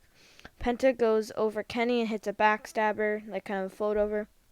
Tope con Hilo by Penta. Hurricane Rana by Omega. Tope con Hilo by Omega. Kick by Penta. Top rope crossbody to the outside by Penta. Penta avoids a V-trigger and counters with a pump kick. Yeah, it was nice. Followed by a pretty nice springboard sling blade. Very nice. Penta super kicks the leg of Omega and hits a Tree of Woe stomp for 2. Yes. Which is always pretty nice. Yep, as long as it's done quickly. Yeah. I like to think of it as like they're trying to pull themselves up. Yeah, as long as they don't have to like wait for the guy, right, and hold themselves of parallel to the ground. Yeah. It's kind of like the Eclipse. You just need the right setup and it works. It's timing. Snapdragon suplex by Omega. Always love to see it. Follows by another. Penta blocks a third with a back elbow and a chop. Yep. A knee by Omega, followed by a powerbomb, followed by another knee for a near fall. Really nice. And then a V-trigger with force. Like, it looked insane. I don't understand why he's so much better at doing that than everybody. Like, what does he know that everybody else doesn't know? Yeah. But anyways, they're his V-triggers are amazing. Yeah. Penta avoids a one-winged angel, but then a V-trigger to the back of the head in the corner, which is insane because I guess Penta's leaning against that, so you can just be like, charge. Yep. Destroyer on the stage by Penta, and I just thought that is a foolish thing to do. That Penta is foolish, but I appreciate it. And then A package pile driver. Woo! Yeah, we by had to Penta for a that. near fall. I love the package pile driver. You do. His finishing move, and he does it to perfection. It does look nice. Kenny reverses pump handle move, Cero Miedo taunt, V-trigger, one winged angel is countered into an arm snap by Penta, which I thought was a great counter. Classic Lucha Underground arm breaker. Super kick by Penta, and Omega catches a springboard with a knee, and then Omega hits the one winged angel for the win, and Omega is advancing to the finals. Excellent match, especially the final, like about 2/3 of it. And that means we're getting Kenny Omega versus Hangman Page at Full Gear. That is a pay-per-view quality match right there. And this is one of those times where I've said it on this show, and I've said it to you outside of the show, like, predictable doesn't mean bad, right? Like, so we all figured this is where this whole tournament was building to, and it is. But and there were surprises along the way, like Phoenix getting injured, the Sunny Kiss just being destroyed. Yep. And I think this is going to be great. So that's I think that's the lesson. Put your surprises elsewhere, but the outcome, if it looks like there's nothing wrong with predictable, right? It's at times we're very happy with it. Right. So I thought this had so many brutal knee strikes, cool offense from both of them. And it sets up a must-see match at Full Gear, right? So what I wrote is great match that this was, and sets up a tournament final that is going to be way too good. Like, that's just a very satisfying main event for me. Full Gear is shaping up to be a great card and will kind of help hide the mistakes that were made at All Out. I hope so. And so this show, I would say, was almost an A+. Wow. But I'd give it an A, just barely an A, barely. Like, just short of an A+. This is the most we've differed, but that's good. That probably makes for better podcasting. So I'm going to say this was a mixed bag for me. I enjoyed the opener. I enjoyed the main event. And I was like the surprise performance of Leah or Layla Hirsch or whatever it was. Yeah, there's that. There's some good matches. I thought there were some good promos by Mox. And I even like the Kingston Seidel match. So then most of the town hall, except for like the last minute, disappointed me. The Spears match and the following segment I didn't care about at all. I was confused by parts of the Young Bucks promo. I thought the TNT match was good, but not great. So I gave it a solid B. So a good matches, but I had some issues with the other stuff, is basically, which I usually don't with AEW. I love their other stuff, right? So it was the non-wrestling portion that I sort of had some issues with this week that I normally don't, but that's okay. Gonna be honest with everybody. Okay, so that brings us to Jack Fact number 2. It's hopefully a little more brief than the first one, but we'll see. So Dean Ambrose is the longest reigning WWE United States champion. Okay. And most say that Lex Luger is, but that's technically incorrect because he's the longest reigning WCW United States champion. So they don't recognize it, or what? Or, like, I'm just saying he's not the longest reigning champion in WWE, technically. Oh, I see. Yeah, and Ambrose. But who of those two was longer, do you know? Luger. Luger's was, but he wasn't in WCW, so. Gotcha. And Ambrose is also the last member of the Shield to win the WWE Championship, which was won at Money in the Bank 2016 after he cashed in on Seth Rollins, who had just beat Roman Reigns for the title. And so that was the night when all 3 members of the Shield were WWE champion, and I was the happiest boy ever. I remember, so I didn't finish Money in the Bank. I don't even think I saw Ambrose win the ladder match. Yeah. Because it was too late in the show, I think. Because that's when I was starting to watch wrestling. You were a young man and needed to get to bed, The next day, I remember when Raw was starting, I think you or Mom were doing something, so I don't even think I told you. I just secretly turned on Raw and watched it. And then I see Ambrose walking in with the title. I'm just like, pumped. I just like, I didn't even say anything. I was just like, oh. And then your love of spoilers was born, maybe. Maybe. Yes. But I was just so happy because I didn't even know he won the briefcase. Are you ready for off the top of his head? Yes. I went weird this week. Let's go. Let's freaking go. It's weird. Are you ready? Weird. So I've talked about it before. I'm not saying it was the first wrestling I saw, but it was the first pay-per-view that started it all for me. I had seen some wrestling here and there, but what was the pay-per-view that got me started in wrestling when I was a young man? WrestleMania 3? WrestleMania 2. WrestleMania 2 is correct, right? So I don't want to say anything about it because I have 12 questions. 3 different venues? Let's stop. Because these are the questions I'm literally going to ask you. So, yes, I've got 12 questions about WrestleMania 2. So I remember being at my friend Jeremy's house, and his parents got the pay-per-view for him, and I watched this at his house as I don't even want to say my age because it'll give away answers to you. Do it. At that time, I think I was 9 years old watching this, and then sort of that kind of started it all for me, I guess you could say. Well, this year would have been 1986, so. It was the catalyst to my, the inciting force to my sort of wrestling fandom, I guess. So let's talk about it. What year did it take place? 1986. Okay, so even that's why I didn't want to say my age, but I knew you knew that one already. Yeah, so, the first one was 1985. And what was unique about where it took place? 3 different venues. Can you name any of them? L.A. Oh my goodness. Chicago. L.A. is correct. Chicago. Is correct. Well, actually, Rosemount, Illinois, but I'll give it to you. New York. Yes, that's correct. So it took place in 3 separate venues: Nassau Illinois. Veterans Memorial Coliseum in Uniondale, New York, the Rosemount Horizon in Rosemont, Illinois, and the Los Angeles Memorial Sports Arena in L.A. Woo. Can you name the 3 main events? Each one had their own main event. So there's Hogan and Bundy in the cage. That's in the blue cage, yep.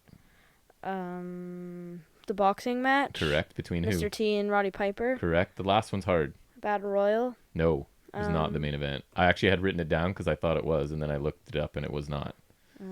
It was for championships. Was? Well, it was in the past, so yeah. No, I mean, so it was. Yes. Tag team championships, does that help you? British Bulldogs. Versus? Hard one. Nikolai Volkov and Iron Sheik. Nope, the Dream Team, which was Brutus Beefcake and? Greg Valentine. Greg Valentine, good. So, Macho Man defended his Intercontinental title against? George Daniel Steele. Correct. Really? Okay. Okay. Professional athletes from which sport participated in the Battle Royal? Football. Yes, the NFL was involved. Who won the Battle Royal? Andre the Giant. Correct. Who was the final elimination from the Battle Royal? Some football guy. Nope. Refrigerator. Nope. Not according to what I looked up. Maybe Tito Santana. Nope. Bret Hart. That's the answer I got. Moolah successfully defended her title against? Wendy Richter. No. Lil Annie Kai. You're just guessing. Yeah. No. Drew McIntyre's mom. Just kidding. Oh, Velvet McIntyre. Yes, Velvet McIntyre. What was the rare result, so not a pinfall, of the Morocco-Orndorff match? Referee stoppage? Nope. I got you this week. Disqualification? Nope. Count out. Throwing in the towel? Kind of a count out. Double count out. This event was not held on a Sunday. What day of the week was it held on? Friday. Nope. Saturday. I'm crushing on this one. Monday. What? So now it's the hard ones, and you don't have much chance of getting these hard ones, I don't think. Actually, you will get the last one, I think. So who sang America the Beautiful before the show started? Very famous blind musician. Ray Charles. This is bad having just dead air. I know. I'm telling you, these ones are hard. Name any of the NFL players in the Battle Royal. Something refrigerator. Yeah, William the Refrigerator Perry. Good job. That's my 12. That's the most I've dominated in off the top of his head so far. But I thought that one would be tough because I'm going back. I don't know any other ones. You knew a bunch of the information there. I figured you know most of the matches, and then I tried to make it a bit harder at the end. So good job. So that wraps up off the top of his head, which will take us into our next in-depth review of NXT the Wednesday Halloween Night Wars. Havoc. So that will be, yes, the NXT review, which this week is Halloween Havoc. I was pretty excited for this episode, and I was sort of nagging you to get watching it so we could get it underway because I had heard good things. I was listening to a different podcast, not one that reviews it, because, you know, guys, I talk about it every week. I don't do that. My Saturday afternoon is filled with me listening to other people talk about the same stuff we do. Yeah, like, we should watch NXT. I'm just like, nah, maybe tomorrow. But I had listened to a podcast who said his listeners' average is usually like 6.5 for NXT, and that this week they had given it just over 8. So I thought that was because he gets a lot of people listening. So I thought that might be a decent indication that it was a good show. So it definitely, I thought, as it opened, right, it had the look of a pay-per-view to me. They had really tried to make the set and everything look cool. Did you have any thoughts on that? That's usually more your department than mine. They had like gravestones. They had a giant inflatable pumpkin on the entrance stage. They had a lot of cool stuff. They had a platform with the wheel for Shotzi to stand on, and she could be annoying from up there. Yep, it had. And I thought Shotzi was doing her thing at the beginning. Not that her thing is good, but she has some sort of grinder, and she's running, and sparks are flying everywhere. And I thought she looked really cool. Her outfit and the hair and everything, she looked good. But I know how you feel about Shotzi. Her later outfit was not good. This outfit was actually all right. Her later one in the all red was not good. I don't even know if I noticed she changed. That's how much attention I pay to these things. But so we get the opening match. We get Damian Priest gets a live version of his theme played, and it actually sounded pretty cool because sometimes they don't. I mean, it went a little off track, because obviously it's live, so he's doing like a weird guitar riff. But it was like the few parts where like he was like the dun dun dun, you know, his head bashing. Yes. And then also the dun na na na, you know, like the main part. So it was really good. I thought it was a really cool entrance. The music sounded good. It made it kind of added to that big fight feel of this, right? So I liked it. Unlike Cody's theme where it sounds terrible. I thought Johnny had cool entrance gear. You kind of mentioned it in the opening, but he did have, it was like an homage to Jack Skellington. Right, which is always cool. Which I just watched, so I find it funny. And I appreciate the guys that sort of have special outfits and gear for different occasions. It just is a little, and I know you're a big fan of it as well, because then they'll put it on a figure, and hopefully. Seth Rollins is the one who's done that many times, and I was appreciating. And Johnny Gargano is one of those people too. Like he did like a pretty nice one when we were at Takeover Toronto. He's always been one to do it. Like he's had an Iron Man one, like he does do Spider-Man a lot of one. He's like a lot of comic book heroes, and like Rollins. I know he's done like Deadpool and Thanos and. Yep. So I always appreciate that. Yeah, I always love effort. The special touches. Even Priest was a little different. So this is our match. Obviously, it's Damian Priest versus Johnny Gargano for the. Oh my God, the name of the title's escaping me. NXT North American title. There you go. Dare you? I was going to say TNT. The mid-card belts are interchangeable to me somehow. It's weird. But the North American title's so much better. So Shotzi spins the wheel as she does in a dramatic fashion, and it's a Devil's Playground match, which is essentially a Falls Count Anywhere match. But it is actually different. It's not different in stipulation, but because of all the stuff they set up, it is different. Right. So Priest is in control early, including a really big flatliner, I thought. We get leaping back elbows to Gargano in the corner, a stinger splash by Priest, and a spinning heel kick for 2. Slingshot forearm by Priest, and Johnny's on the run outside the ring now, trying to get away. Then we get the slingshot spears reversed into a draping reckoning, but Johnny does escape that at the last second, and he's back outside trying to get away. Johnny takes control outside by throwing Priest into things, and before grabbing a kendo stick from under the ring, as Gargano's approaching Priest with the kendo stick, he grabs, I think it was like a retractable baton from somewhere. And so he's got that out. Yeah, remember he used to have that when he was still heel? Yeah, that's right, he did. I forgot that. So Priest ends up taking control and throwing Gargano into the fence a couple times. Priest grabs the steps and runs over Gargano with them, and he grabs the second set. You know how they're in like one stacked on top of the other, so he grabs the second one and does the same thing to Gargano. Gargano then gets rolled. So the pumpkin, when he made his entrance, there was the big inflatable pumpkin, right? And Gargano slashed it and it all deflated. So anyways, they've upped the ramp and Gargano ends up getting rolled up in the pumpkin that he slashed, and Priest is kicking him while he's in it and then covers him for 2. Just sort of an interesting way of using the environment, I guess.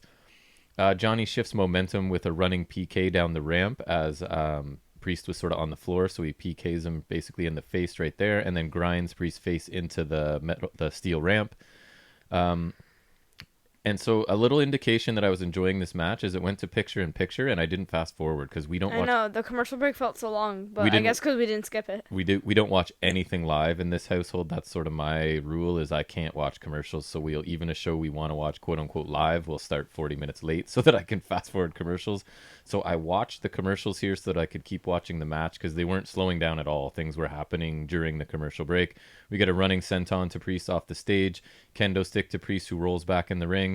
He gets Johnny's ankle with the nightstick as Johnny's on the apron, and then we get a really big, what was called Slice of Heaven by Priest for 2, and I thought that looked really cool. Some near misses and a head kick to Priest off of the apron. A reversal, and Priest is now face first into the fence, and a pretty sweet sliced bread, number 2, onto the steps by Johnny. Very cool. What did you call the sliced bread? Shiranui is the technical name. I couldn't spell that, so I went with sliced bread. I literally told you how to spell it. Yeah, but I'm in the middle of watching a match and taking 1,000 notes, so I'm not taking time to spell things. Anyways, we got a broken arrow, kind of. It's what he was going for on the commentary table to Gargano. It's just kind of a suplex toss. And it's hard to make it look good because he doesn't get to toss him far because the table's pretty high, right? It's not like you're tossing him to the floor. But anyways, it was still cool. Then we get some brawling on the floor and Johnny takes control. Gargano super kicks a skeleton and there's a coffin sort of standing up on end. Oh yeah, he pops out of the coffin, then Gargano's just like, what the hell? And then super kicks him back in. And It was even funnier because it's not even a person. And it's just the way Johnny's facials and stuff, like he can, even though he's a heel, he still is like entertaining and funny. Yeah, and he's like paranoid kind of, and not like in like a demeaning way like Cameron Grimes is, which we'll see later. Yes, good point. But yeah, I just thought that was really funny just because like When I first saw it on Instagram. I thought it was like a person kind of popping out, and when I watched this, I realized it wasn't even a person, which to me makes it even funnier that he just felt the need to even super kick. Yeah, he was just spooked and reacting to kicking whatever was in front of him, and it was a skeleton. It was funny. So they brawl backstage now, and we get the fire extinguisher blast to Priest's face. You can't ever have a false count anymore without a fire extinguisher. It's necessary. True. There's garage doors backstage, so Priest is slammed into them, and Johnny goes looking for something. I was hoping it was something more exciting, but he just kind of grabs a garbage can, dumps the garbage out on Priest, puts the garbage can over his head, and then smashes it against the garage door some more. He then goes and gets a cart that's full of like garbage recycling. I don't know what it was. I think it was yellow cart or green. I'm colorblind, so that's my best guess. And sort of drives that into Priest as well. And then we get a garbage can and lid to Priest as they're sort of walking further around to go to a new location, it looks like. Gargano now has a crowbar, and he hits Priest with it. Gargano escape on the floor with the crowbar in Priest's mouth, which was kind of cool. But it's still not enough to get him to submit. So Priest powers up and lawn darts Johnny into the fence, which I thought was pretty cool. And then the coffin door is used to smash into Johnny, and Johnny climbs up onto the sort of the higher stage portion to escape Priest again. So it's the story of like Johnny taking a whole bunch of offense and trying to escape to somewhere new. And it's like Priest is... It's almost like in horror movies where you're running really fast and the monster's like slowly, but it's still somehow gaining on you. You know, it's kind of that. It felt like, even though Priest is technically the baby face, but it still kind of worked for me. We get up near the wheel now where Shotzi usually is, and Priest follows him up there. Excuse me. Gargano escapes and super kicks Priest. We get more trash can shots to the back of Priest, and some of them are really vicious. Like, I know those cans are pretty flexible and whatnot, but he was really opening up on Priest here. I thought it looked pretty cool. I always love trash cans, and I say this multiple times, but when they get slammed on them, it's just it looks so cool. I think satisfying is the word we're looking for, right? Yeah, satisfying, because like just the way it like dents when in like the shape of their body, kind of it just looks great. And he was just wearing them out with it. One little detail I love that Johnny adds here is he takes a minute to yell at the wheel, because remember in the he's like, stupid wheel, the promo we quite enjoyed last week. And the funniest part is he hits, I don't know if we're there yet, I don't think we are, but like he hits like a tornado DDT, and like he kind of kicks off the wheel to get momentum. Yeah, he uses the wheel for leverage. It's cool. Which I found funny. So super kick attempt, but a nice kick by Priest instead. Kick to the garbage can into Gargano, and Priest taunts and picks up Johnny in a position for a reckoning, but he's attacked by someone in a robe wearing a mask. I don't know if you know this reference, Jack, but it's from the Scream movies back in the late 90s, yeah, and so early based on aughts. things I've heard, I have good reason to believe this is Indy Hartwell. It was someone tall, but they didn't look like the build of Indy Hartwell. No, so I heard Indy Hartwell might have contracted COVID, so that's or maybe not even that, but like I think there's some sort of outbreak, so I think she was being kept away just to be safe. Interesting. I think this might be just like a placeholder, so I think she's the planned like at the end result of it. The end result, kind of like what they did with Retribution, but this is just like to start the story, I guess. But if you're a detailed person, this does not look like someone. No, it doesn't look like Indy Hartwell. Maybe the height, because she does look tall. Yeah, she's pretty tall. But this guy's definitely got some more heft to him. For sure. This is where we get the spinning DDT you were talking about with Gargano with an assist to the wheel. But you did note that when they said something, it did sound like a female. Right. It could have been even like dubbed over, maybe. It could have been. You're right. Then we get a shot with a tombstone to Priest, and it sort of like shatters into the tombstone was handed to him by the person. Right. And he flies off the stage and is out. So Gargano climbs down and crawls. Kind of falls in like, what was it? Like some sort of shed-looking thing? Clearly a crash pad, but like... Yeah, when he initially fell, it wasn't a great angle of seeing what he was actually landing on, which might be better, because sometimes... Yeah, when he rolled out, he was like all dusty, so it was something. Because sometimes when you see them land on the stuff, it kind of takes me out of it, because it's so... And I want them to work safe, though. I'm not saying I want them to do anything dangerous, but... takes you out of it when it looks like they're just jumping onto a giant like pile of cardboard boxes or something. Yeah, for sure. But so anyways, so Johnny sort of climbs down and he's crawling over and he goes for the pin attempt and he actually gets it here. So Johnny Gargano is our first ever 2-time North American champion. Good for him. Such a talented dude. Yeah, he is. And what did you think of this opener? I thought it was really good. I really liked the stipulation. I love the use of all these Halloween weapons. Really added something different to your run-of-the-mill Falls Count Anywhere match. It was a very long match, but I really enjoyed it. I thought it was a great opener. I mean, as we said, we watched through the commercials, which we do not do ever. They both got lots of time on offense. Priest looked really strong in defeat. The ending sequence wasn't really my favorite, like the interference and the off the stage and the pin, But it's not enough to say I didn't like this match, because I did. So overall, I really enjoyed it. Gargano needs to be a face, but this, he's actually doing all right for himself. So what do you think the plan is for Priest? Is this because my fear? I think he could be a main eventer bound. I think he could be main event bound. I think that might be the case as well, because as we know, there's been some room made in that top of the card with some people moving up. Sorry, Keith Lee, and some injuries to people. Sorry, Karrion Kross. And Finn Balor at the moment. So I think that might be the play, or it could be freeing him up for main roster, or just I'd rather not that, because I'm afraid they'll ruin him just as he's really hitting his stride. Of course they will. But, I mean, unfortunately, we can't stop that. Cause Keith Lee is a special talent. I suggested this weird thing that, like, if Cole goes to the main roster, Adam Cole, he'll become Cole, and then he'll have a coal miner gimmick, and maybe his signature match could be the coal miner's glove on a coal miner glove. And then you're saying he could be the son of Michael Cole. And Michael Cole's forgotten son. They'll pull Jason Jordan again, except they have the same surname, so it would be a little better. Let's be honest, that skyrocketed Jason Jordan's career, right? Into a brief tag title run, and then a career-ending injury. So I'm just starting to like Priest, so I don't really want him to leave, because I mean they're just. I would like to see him as main eventer eventually. I think Finn Balor has earned this reign, so I think he needs time to flourish in the main event scene. But what I think they can do for Priest is start to give him upper card matches, establish him in the main event, have him maybe win matches against Kyle O'Reilly, Adam Cole, maybe, I don't know, I would say maybe beat Johnny Gargano, maybe beat like Velveteen Dream, and and then I would say once Priest has gained some main event credibility and Finn Balor has had a respectable title run, then you have Priest take the title off Balor. And you'd keep Priest to face and have Finn be the heel? Yeah. That's what it is now, and then maybe Finn could go to the main roster, maybe give it all a try again. Who knows? Or stay. I would like to see him in the mid card, to be honest. I think he could maybe be a good mid card champion, Balor would, and then also provide experience to guys who are coming up to them. Like, he would be a credible opponent for like a guy like Grimes to beat, right? My boy Grimes. But I think Priest is definitely ready for it. He's grown on me for sure over the last month. And if he's not ready, I think he's like a few things away from being ready. Like, as they do it right, then he can get there. For sure. Then after this match, they cut to the announce table, and we see Vic and Barrett, and Vic is dressed as Waldo, and then Barrett noticed apparently. As Bad News Barrett. All right, so. And then he's like, "What are you wearing?" And I'm just like, "You didn't notice already?" But maybe that's the joke, because he's Waldo and he's hard to see. But I don't know. Anyways, we see McAfee with Lorcan and Birch walking to the ring while a recap of their action last week plays. And then we get Grimes is worried backstage, and Regal shows up and asks him why he's not in the parking lot for his match. Grimes wants to wrestle in the ring, but Regal escorts him outside.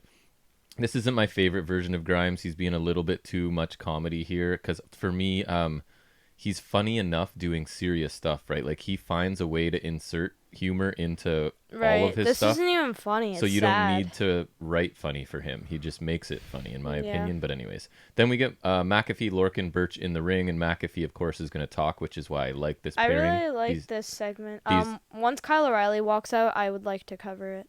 Oh, okay. I will take it up to there then. I've watched this clip many times. Oh, you did? Okay. So at TakeOver 30, McAfee says he had the greatest debut in the history of the business. So like classic heel exaggeration, but that's what he's supposed to be doing right now. He rips the fans and the people on the internet. I thought this was really cheap heat. I didn't love this at all. Like, this was just very insult you to get a boo. And I didn't really think they were clever insults. So at this point, I was like, I don't really want to hear this guy anymore. But things turned around. He's mad because Cole never spoke to him after that match, and instead he didn't show him respect. He stood over and flexed on top of him, which basically. I don't think he deserved, because he didn't do that good of a match. But like, I could see why. But in his heel mind, he was amazing, right? And he's also. And like, I could see why even if he didn't do a good performance, you would at least want that kind of respect. Well, and he's also what they call reading his own press clippings, right? So he's hearing all of these podcasts and all these reports talking about how amazing he was, because I heard all the same things. Everything I listened to is this guy was, considering his experience and his time in front of a crowd or wrestling professionally, this guy was amazing. So it's like he's read his own stuff, and it's fed his ego, and it's now like getting out of control. And I'm okay with that. Like, that makes sense. That does happen to real people. So he basically said that is why he called Ridge, and he offered Ridge money, and Ridge said he didn't need money, he needed a car, so he wanted a Mercedes, and he got him a Mercedes to take out Cole. So Holland did the job, but he got hurt in the process. So then McAfee reached out to the guy that took out his guy, as he said it, which was Oney Lorcan, right? And they said no at first, et cetera, but in the long run, they wanted the money and they agreed to work with the tag McAfee. shot. Right, and then he was like, I can help you out. So then we get the Undisputed Era music hits and O'Reilly comes out. Go ahead, I'll drink some coffee. So O'Reilly walks out acting like he's going to fight, and McAfee and Lorcan and Birch are like, all right, yeah, it's 3-on-1. And then out walks Pete Dunne, and everyone's like, yay, it's Pete Dunne. And he walks out with 2 chairs, hands one to O'Reilly. They get in the ring, McAfee and his crew retreat.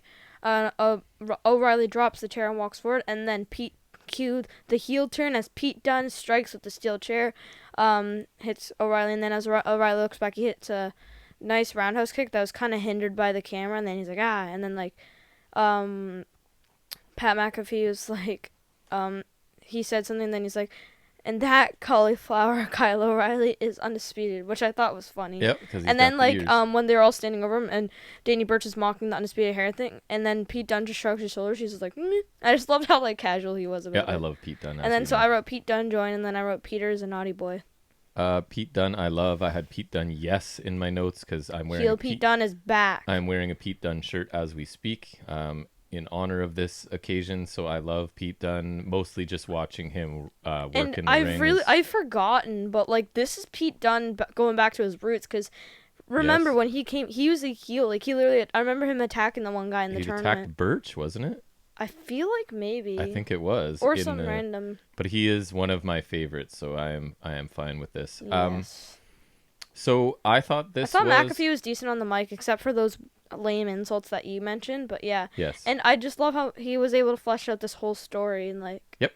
And they made the best of another injury, because so you look across, right? They made the 4-way Iron Man match, and then Balor's champion now, and now Holland's injury. They've made the best out of it once again. And this is another thing from sports they talk about is like next man up, right? People get hurt, somebody's got to elevate their game, and it creates. And I'm the guy that just wants new in wrestling all the time. So sometimes the injuries I don't mind. I don't want anyone to get hurt, but it frees up spots for new people in new spots, which is what I really want as a older wrestling fan, right? I just want things to be fresh. That's what part of the reason I love AEW so much. Things are still fresh for me. So I put that I think I might love this faction. You've got a classic mouthpiece who can really get heat. And then Pete Dunne's already a proven main eventer. Yep. And McAfee can wrestle occasionally. He can, especially if he's part of a multi-man match, he's going to be just fine, I think. Yeah, so you were saying this might set up war games, and I was saying that that would be the perfect match to hide McAfee's weaknesses. And you can use a lot of weapons, because anybody right? can like swing a chair and a kendo stick, right? So yeah. You get a main event contender in Pete Dunne, in my opinion, and you've got a strong tag team. So I think the first part of this with McAfee was a bit long, and I didn't love the cheap heat, but I really liked the rest. They were forced into this by injuries, and I like it.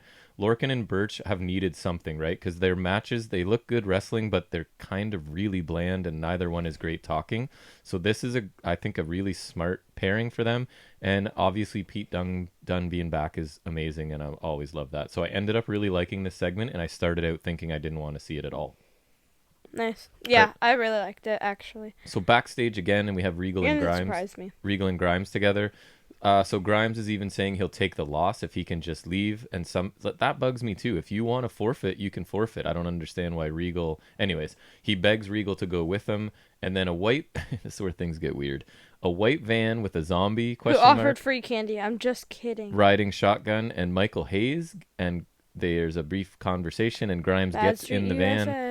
And so far, I'm not enjoying this. It's too far into comedy for Grimes for me. And again, I think he makes serious stuff entertaining. You don't have to write him as funny. But anyways, we'll see, because this kind of match comes back through the whole evening, basically. Did you have anything to say about that, or no? Sorry, I didn't want to. Nothing much. I'm just really don't like this.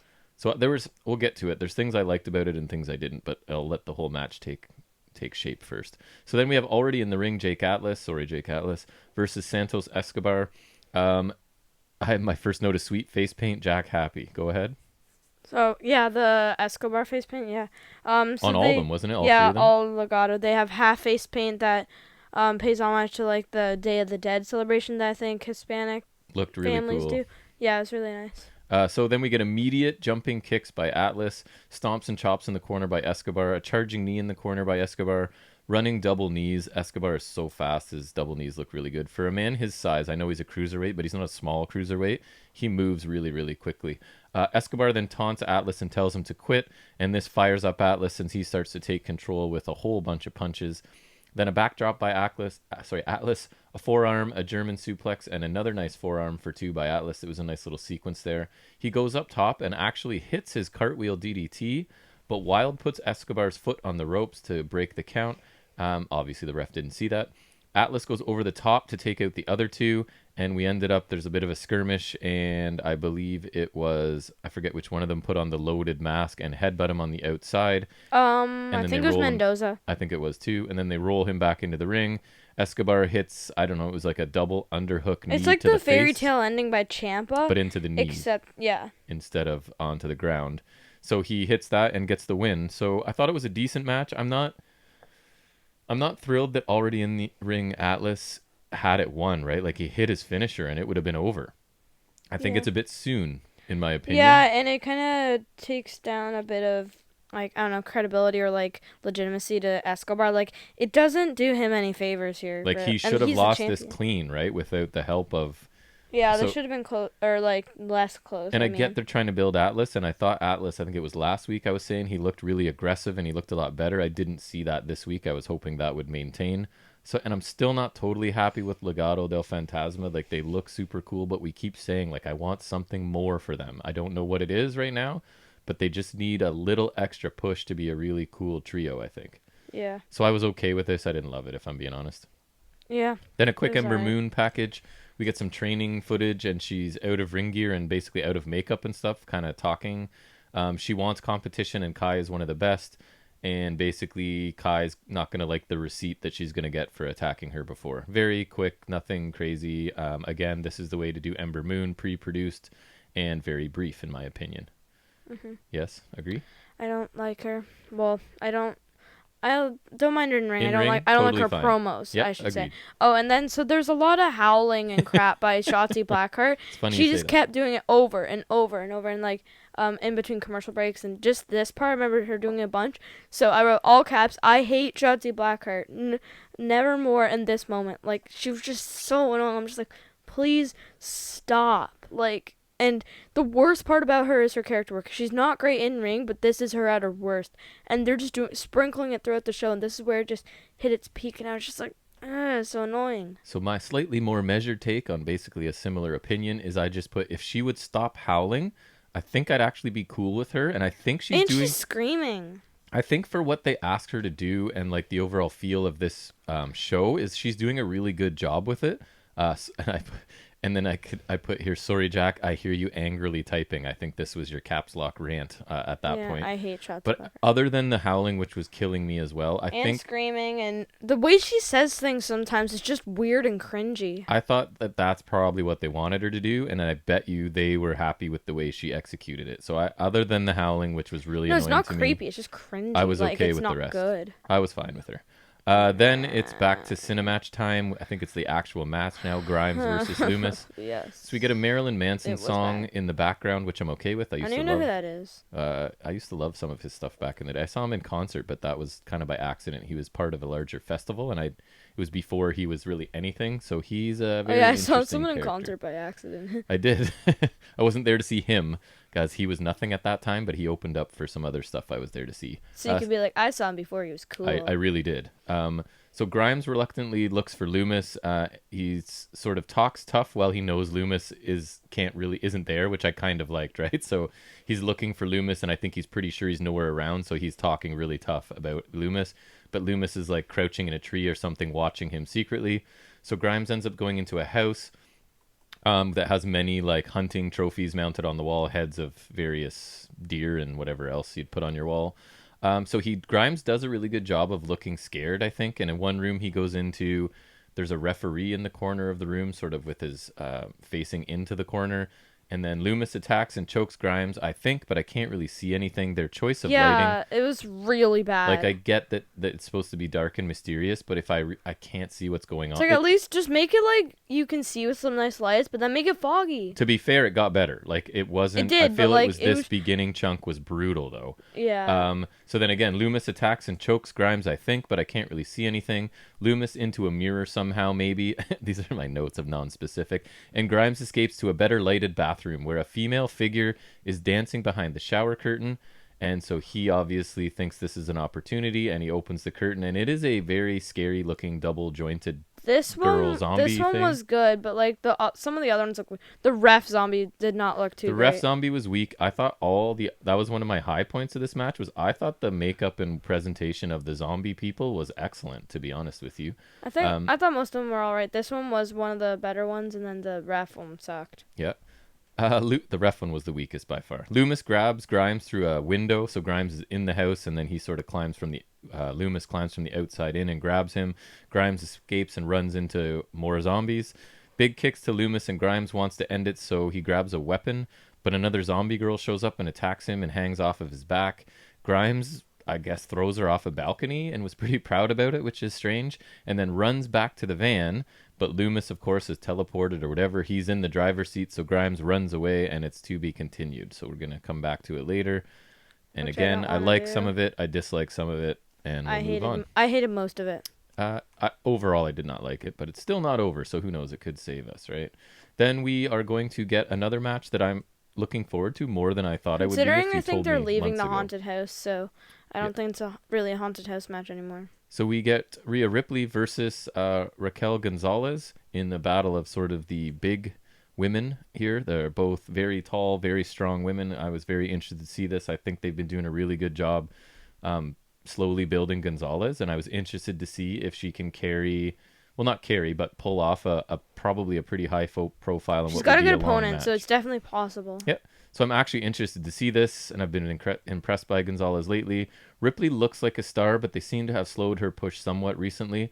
So I actually, coming into this, wasn't sure what the outcome would be. I was thinking it was probably Rhea Ripley, but then it's like, I don't know. They seem to be cooling on her and seem to be sort of warming up to Gonzalez. So maybe this is like she's going to surpass her, but we'll see.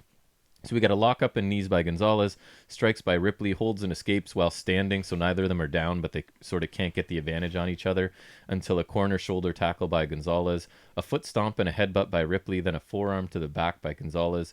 They get nose to nose right in the center of the ring, and they're yelling, and then they're shoving, and then they're slapping each other.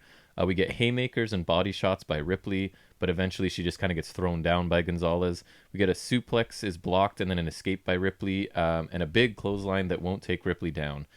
We get a crisscross running the ring and a drop kick by Rhea Ripley. Outside now, and Gonzalez catches a very slow cannonball attempt and power bombs Ripley into the fence. The end result looked good, but the cannonball was clearly delivered with the intention of being caught and not with the intention of hurting anybody. But I mean, whatever, you got to work safe. So back from the commercial, and Ripley is in a gory stretch. Thanks, Jack, because I asked you what is that, and you immediately knew what it was. We have a roll-up escape for 2, big clothesline by Gonzalez for 2, a corner clothesline by Gonzalez, but a back elbow, multiple back elbows from Ripley, and a clothesline from Gonzalez for another 2 count. Backdrop to escape. I think it was a suplex or powerbomb attempt by Ripley.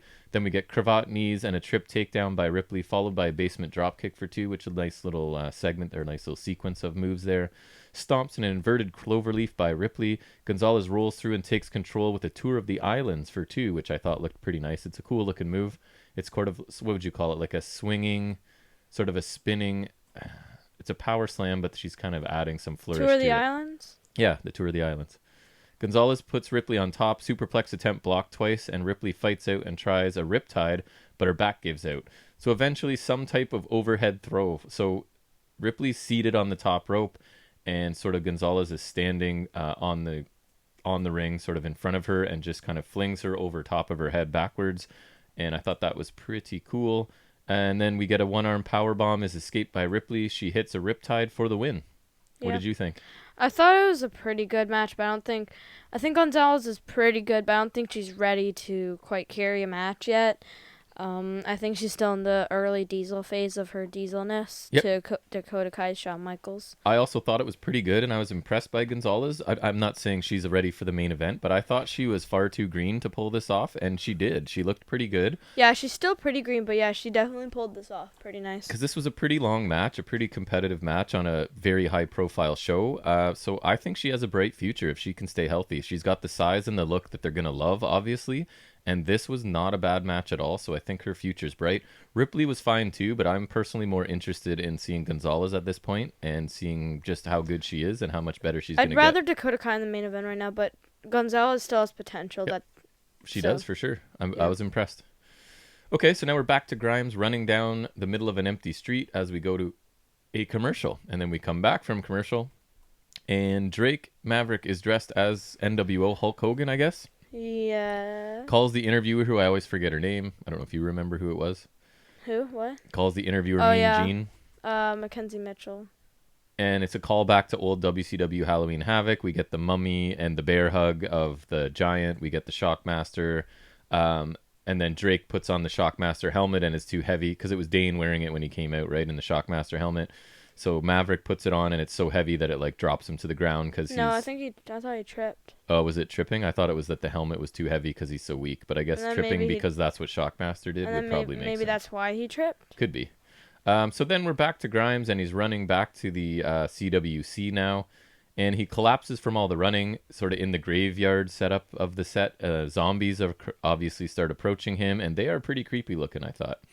Grimes is funny yelling. No longer a haunted house of terror, it's a haunted CWC of terror. Grimes made me laugh when he's yelling at the zombies. He gets in the ring to escape, and Loomis shows up behind him. Obviously, just kind of pops up behind him undetected. That's what he does. It looked cool. Loomis attacks with punches and a bulldog and a spine buster. Then there's lots of smoke and zombies. So Loomis is like a zombie whisperer now because he has no problem with them and talks to them. And I don't know. Anyways, seems to get along with them. They're here on his behalf almost. I don't know. Grimes hits a cave-in to one of the zombies, which is nice. At least he got to execute his finisher if he can't actually win the match, right? So there's a zombie on Loomis's shoulders, sort of in the electric chair position. Grimes is begging. And he just sort of Loomis presses the zombie overhead and throws it on to Grimes, and then hits what his side effect. Does he have a name for it? I don't know. I would just call it the side effect, but usually he does it right into the choke, which he didn't do. No, he didn't. I think his side effect looks cool. So he hits a side effect and his silencer finisher for the win as Grimes is basically out. I think the silencer would be a cool name because it is cool. It sounds cool and it actually makes sense because he is silent. I wrote he supposedly wins because there's no bell ring. The ref wasn't even there. So that was like and then Bound for Glory kind of won, right? Like it just was. It's just over. And then I wrote this dumb. The zombies looked really cool, and Grimes did his best to be entertaining. I've disliked virtually every WWE Cinematch. This wasn't the worst one, but I still wouldn't say I liked it. Remember the one at Backlash? The zombie-Loomis connection is confusing to me. Will this go forward? Is this a one-off association with the undead? Parts of it were too dark visually, obviously, but I can't say I was bored, mostly because of Grimes' antics. So I wouldn't say I liked this, but there's been many Cinematches that I've liked less than this, so it was sort of in the slightly less than fine category. Remember the Backlash one with like the Street Profits and the Viking Raiders that wasn't even a match? I don't know if you remember it, but I groaned out loud. Like I couldn't stop myself. I hated that. And then that was the reveal of the ninjas. I don't even like to use that word, as you know. I could not stand that match. I thought it was... It wasn't even a match. It was the funniest it's such a waste of talent. The Viking Raiders are so good. And the Street Profits are proving themselves to be good too. There's so many people on the main roster that are being wasted that are so talented, and anyways, I could talk about that all day. It's a separate episode. So then we get a Candice LeRae and EO package just to remind us of sort of their history and what's going on. They are basically listing a whole bunch of different match types that could come up on the wheel and suggesting that no matter what, they're going to win. They're both very confident. I like the way EO did. Yes. She'd be like, T-Buzz, that isn't scares. I beat Candice. Yeah, she's the best. It looked cool in a brief, effective segment, I thought. Then we go right into Ciampa. He's speaking in a pre-recorded segment, and he says the colors and the talent at NXT are the same, but the culture is different, and people, I think he was saying, are entitled and want to blame each other for what they don't have. He criticizes wrestlers on Twitter complaining about glass ceilings, right? So he's taking shots at the people who have left WWE and claim that they were never going to be allowed to be as successful as they could be, which I kind of like the idea that he's saying nobody ever asked him to do anything, right? He was just undeniable, and that he ascended because you can't stop him, and it's not complaining about they're not going to let me be a main eventer. He just is one, right? And it's an undeniable thing, which I thought was cool. Yeah. And that it's time for him to take that spot back, and that Velveteen Dream's going to be his first target on sort of his ascension back to superstardom, I guess. Yeah. He said, "You hit me with the cast once, shame on me, and he hit me twice. You're a dead man," which I thought was pretty funny too. I like this. This was a good, intense promo. I still think, like, when he's really unhinged and he ratchet, that's my favorite Ciampa, but I'm hoping maybe we're building to that. We're getting the intensity, but when he's really just a wild man is when he's really my favorite, so we'll see if we get to that point. Yeah, so what I thought is he's a good heel, but there's something missing that he had in that first run. I think it's the opponent, buddy. Like, working with Gargano, right? Yeah, he had a better motive because he had the perfect hero to battle, and that was Johnny Gargano. That's not possible right now, and I think it needs to happen soon because it'll benefit them both greatly. And playing off of Gargano, those two they're so good. It's just, yes, he's... Even when Ciampa wasn't feuding with Gargano, it was because of the original arc of his heel character that it worked. Like, he just needs babyface Gargano, even just to be around to, like, I think they should start their feud again to get Gargano on track as a babyface and get Ciampa on track as a heel, and then they can go their separate ways and then come back to it. Yeah. So I think they just need to be on opposite sides, and then it's just perfect. Yeah, like, there's something missing right now. And he might be okay with Dream, and I'm not loving Dream right now, and I don't even know if I want to see him on TV at this point, but that he can cut a promo, so maybe he can draw something out of Ciampa as well. I guess we'll have to see, but I'm hoping this is just a stepping stone, that Dream is like jobber to the stars, kind of, because I don't think he deserves any sort of focus right now, in my opinion, so I'm hoping that Ciampa can dispose of him quickly and move on to something else. So we then move to our main event, which, as I'm excited for, these two seem to work really well together. We've talked about it. We saw them live in what I thought was match of the night for me at a takeover in Toronto. We have Candice LeRae versus Io Shirai.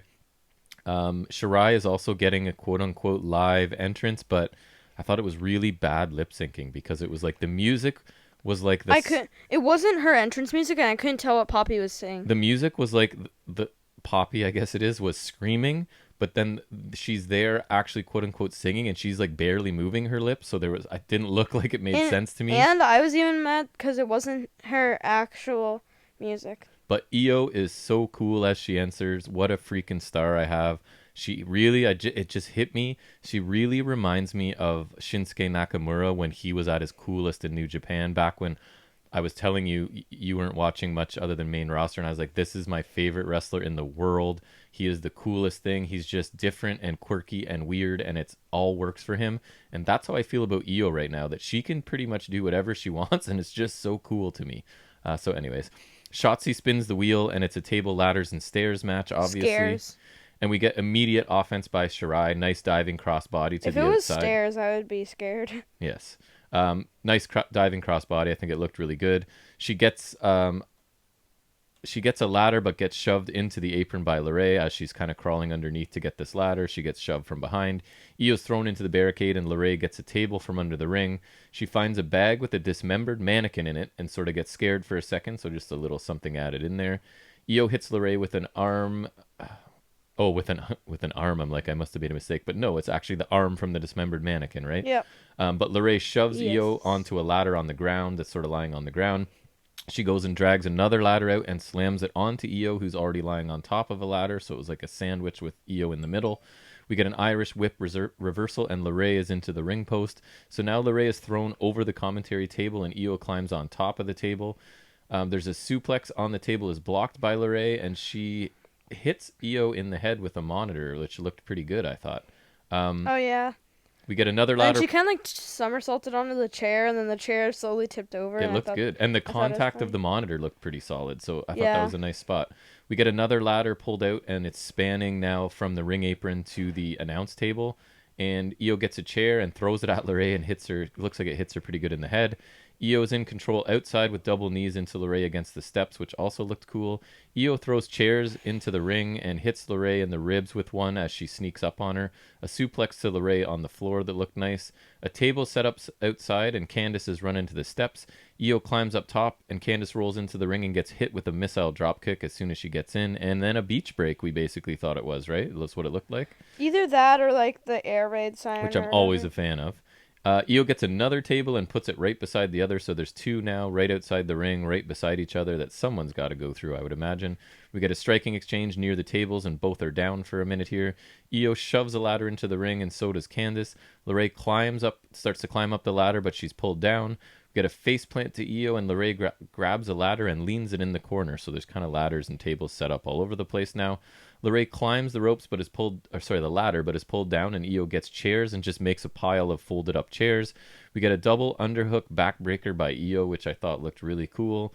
A moonsault, but Candice moves, and Io just she just has that low, fast, hard landing moonsault right onto a stack of chairs, which I thought was a pretty brave spot for her. Chair shots by LeRae to Io's back that looked pretty solid. Some reversals, and LeRae gets a suplex on a setup chair, which looked pretty crazy too. LeRae slaps Io, and Io tries running a double knee, but hits the ladder in the corner as LeRae moves, which again looks painful. Io is pretty much willing to try anything, it seems like, and pull it off.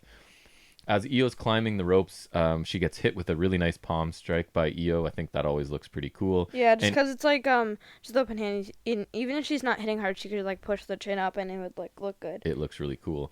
And Io positions now two chairs sort of opened up, sitting the way they should be together.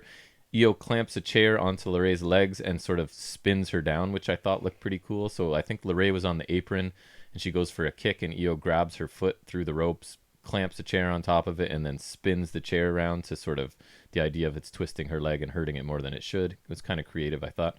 We get a chair shot to Io, and LeRae hits a swinging neck breaker from the apron through the tables on the floor, which there was not a huge setup to this, so it kind of caught me by surprise. It was just boom, all of a sudden, there we go. The Scream Mask person from Johnny's match returns and helps Candice climb. Which makes me think it's Indy Hartwell more because makes sense. She was the one helping Candice originally, so it makes sense that she helps both of them. I'd say she's the number one suspect for sure. Shotzi actually gets involved for the save here, and electric chair drops the masked person on a chair. So LeRae is on top of the ladder. Io puts another one beside her and climbs. Io tips the ladder, and LeRae goes over the ropes onto the ladder that was set up spanning from the ring to the announce table, and wow, it looked pretty insane. The position that LeRae ends up in, like on this ladder with her back, looked amazing. It made a really good visual. I'm sure we're going to see it a lot of her. It looked really painful. These women really kind of just went for it in this match, and I appreciate it. So that shot of Candice lying on that ladder looked amazing, and that spot clearly gives Io enough time to climb up and grab the title, and she does for the win. I just have, what a main event. These women practically killed themselves in this match, and I thought it was great. They have amazing chemistry, and Io might be the best performer in the world to me, male or female at this point. And the show closes with Io posing atop of the ladder with the belt held high, which looked pretty cool. What did you think of this match? I thought it was a good match. That ending spot was definitely really cool. The landing was weird. It reminded me of one time in Money in the Bank when Sheamus took a ladder spot arm first, which is unwise. Yes. Originally I was not too thrilled because it's just another TLC match with a different name. Well, and we've seen Io and Candice. It feels like a lot too, but I honestly don't mind. They're so good together. But this actually turned out to be quite a good match, and I liked it. Yep. So what overall thoughts on the show and a grade? I'd give this an A-. It was really good, but that's a good week for you, man. I'd give it an A. I think it was just in league with Dynamite. Actually, cool. I thought the Halloween Havoc was really strong. So I thought it was a really strong opener, a great main event. I liked the Ripley Gonzalez. Hey, just like AEW. And the McAfee faction segment started slow but finished strong. Escobar Atlas did nothing for me. The Grimes Loomis match was okay at best, I guess.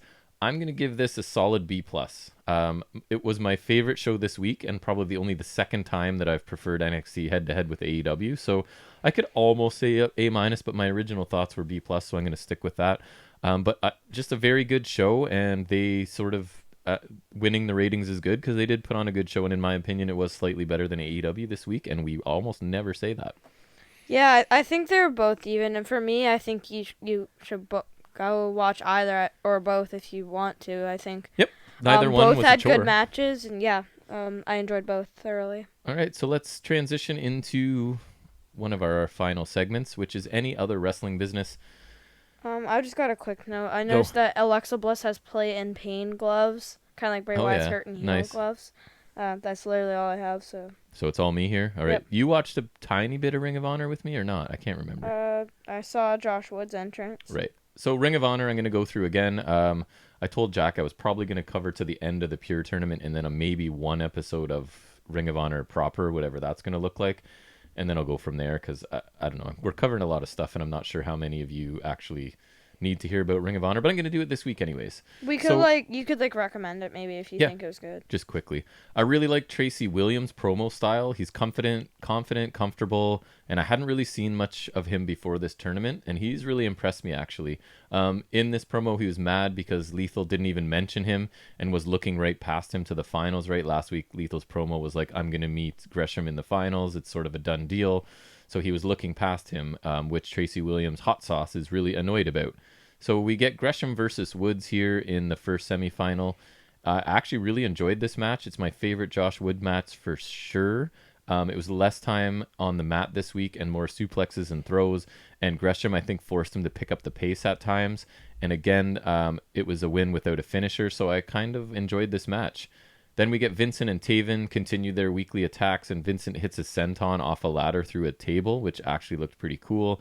And he says nobody can hurt him as much as he hurts himself. So that was just a quick spot I thought was okay. And then, so as they're sort of they're injecting more of like their regular show into these Pure shows now, just because I guess they have to make that transition in a couple weeks, right? Once the finals are done, they have to have things ready to go. So another one they're setting up is EC3 and Shane Taylor. So they did a split video. They sort of split a video package and cut promos on each other. And this was a decent EC3 promo where his words are focused and make sense. And one of his lines I liked was... saw a bit of it maybe on Instagram. I can't remember too much, but I know I saw a bit. So Shane Taylor's whole thing is that he's mad because when EC3 listed a whole bunch of the stars in ROH, he didn't mention Shane Taylor. So one of EC3's lines in this I liked was, "You're mad because I didn't mention your name? Grow up," is basically what he's saying to Taylor, right? So I thought that was fine. The second match on the show is Tracy Hot Sauce Williams versus Jay Lethal in the other semifinal. So Lethal's story is that he has... and I thought this was interesting, that if any of his matches went to the time limit, he probably would have lost on points because he was technically probably losing throughout. But that the lethal injection is so deadly, right, that once he hits that, it's over, basically, kind of like RKO style. You can dominate me all match, but if I hit this, it doesn't matter, sort of thing, which is an interesting idea. So if Tracy Williams, to me, in my opinion, if he had a different look, he'd be a bigger deal somewhere because he just looks like a... kind of, no offense, Tracy Williams, I'm sure you're one of the dozens that listen to this show. He's kind of like a thin, not in great shape guy, but I find everything else he does is really good. So there's his Eureka Molme is what it's called. Submission looks crazy by Williams. You can sort of look it up. It's really hard for me to explain it, but it was cool. But Hot Sauce touched the belt mid-match, so I thought that was a bad idea because he goes out to the ring at one. That's the curse right there. Right? So I thought that was a terrible idea. Shoulder work by Lethal and even his Inseguri were all focused on the shoulder, which I thought was kind of cool. We get a rope break on the lethal injection, so the lethal injection did not finish off Williams here. And there's a couple of really good near falls where I was sort of interested in. And Lethal eventually, surprisingly to me, taps to a crossface, and no rope breaks came into play again, right? So I thought this was a really good match, and I was surprised by the result. It seemed like it really was setting up for Lethal and Gresham in the finals, but like last week I said, well, maybe like Lethal's fatal flaw here is that he's overlooking Williams in the semis, right? And he's strictly looking to the finals, and I guess it did. Yeah. So overall, I thought this was a good episode. 2 matches were good. Williams' promo was good. The main roster segments were okay, not great. And I don't think Lethal would have won the tournament regardless, because I think they probably want like a new champion. Yep, I agree. I don't want Lethal either. So I'm actually happy that he's out because he's not my favorite, to be honest, in Ring of Honor. So I'm really okay with it. I gave the show a B+. I'm happy because sitting down to watch this felt like a chore because I've been sort of losing steam regarding this, but this one was good. And at the end of the day, without the commercials and stuff, it's like a 45-minute watch for me, so you can power through it really quickly, and I enjoyed this one. Then we're going to, and you didn't really watch it, so you won't have any thoughts, but then we're looking at Impact Wrestling, which I saw a bit, so... You did, actually, right? I've seen more of this than Ring of Honor. Well, that's true, and you watched some highlights and stuff. So This starts with Eric Young attacking Rich Swann right away, and it's a really long brawl, too long for my taste, until refs and officials eventually break it up. And it looked kind of silly because they could have come and broken it up at any point, and it feels like they let this brawl happen for 10 minutes, and then they're finally like, I guess we should come and break it up, boys. So that kind of didn't make sense to me. Basically, it ends with Young's demanding a match right now, and Swann finally says fine, even though he's in like dress pants and dress shoes, so he's not really dressed for it, but he's still going to take the match. So Swann is defending in bare feet and dress pants, and he wins a decent, pretty short match with a Phoenix Splash. Is this, I'm wondering, just to get rid of the rematch so that Swann can now move on to something else, it feels like, and I think it's going to be Moose. So it seems like this was, okay, the rematch clause, we dealt with that, and now we can move on. Decent but short. I don't know what you saw of that, but it was what it was. It was like a I saw like that they were brawling, and then that there was a match. It was like a 3.5 minute rematch, and then it was over. Nice. Then we get Havoc really quickly telling Nevaeh that he's back and the wedding is on. Who cares? So she's referring to, what is it, Father James Mitchell. He's been resurrected or whatever. Sorry, I have trouble saying that without sighing. So I liked actually the segment with Alicia and Jordan talking to Tasha Steelz and Kiera Hogan. It was a simple, effective way. Basically, all of the knockouts are pairing up because there's going to be a knockouts tag championship tournament, and it's that Alicia doesn't have anyone to team up with, and Tasha Steelz and Kiera Hogan are there making fun of her, like just like classic like high school, middle school bullying sort of thing, right?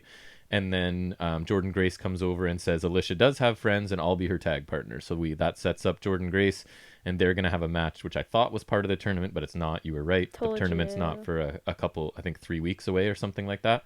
So a decent little quick way to set up a match on this show. Then we get Dreamer defeating Brian Myers in a hardcore Halloween match. Dreamer was still in his animal get up, and he had the shoulder pads now too. There was actually one move I went out of my way to mention. They did a decapitator with the kendo stick like spanning across the corner, so up in through a kendo stick that actually looked really cool. And then there was this, I told you there was this spot with the awkward garbage can, so obviously you can use whatever weapons you want. So at one point Tommy Dreamer picks up this garbage can to throw it in the ring, and he's struggling with it like it's really heavy. It is for some reason. Later. He's trying to make it look like it's not heavy, but you can see that he's struggling with it. So anyways, it made me, that was my note before I knew the result was awkward, heavy garbage can stuff. So there's a bag of tacks and candy corn mixed together, and Myers ends up falling backwards from the second rope onto those, which couldn't have felt nice. It turns out that the heavy garbage can was Swoggle hiding inside, and he waits for his opportunity to step out and use tongs on Myers' private parts, and then Dreamer grabs Myers and hits a DVD through a table that was set up in the corner that actually looked pretty cool for the finish. It was a decent match, and Swoggle's getting his revenge on Myers for eliminating from the gauntlet, I guess. I wish they would find something interesting for Myers to do, and I don't think losing to Tommy Dreamer helps him get rid of that like stink of his gimmick in WWE was that he had the longest losing streak ever, right? And then he finally won the tag titles to Zack Ryder, and then they did nothing. So having him lose to, I was going to say middle-aged guys, but Dreamer's probably older than that if we think about it, right? I don't think it's helping him, and that at a point I was hopeful for Myers, and I was telling you I liked him more than I thought I would. There's that one match that you liked, right? Was it, Willie Mack? Yes, and he's not done much since then. So anyways, I think they need to find something new for him to do. Then we get Rhino announces that he and Heath will challenge for the tag team titles when Heath is healthy.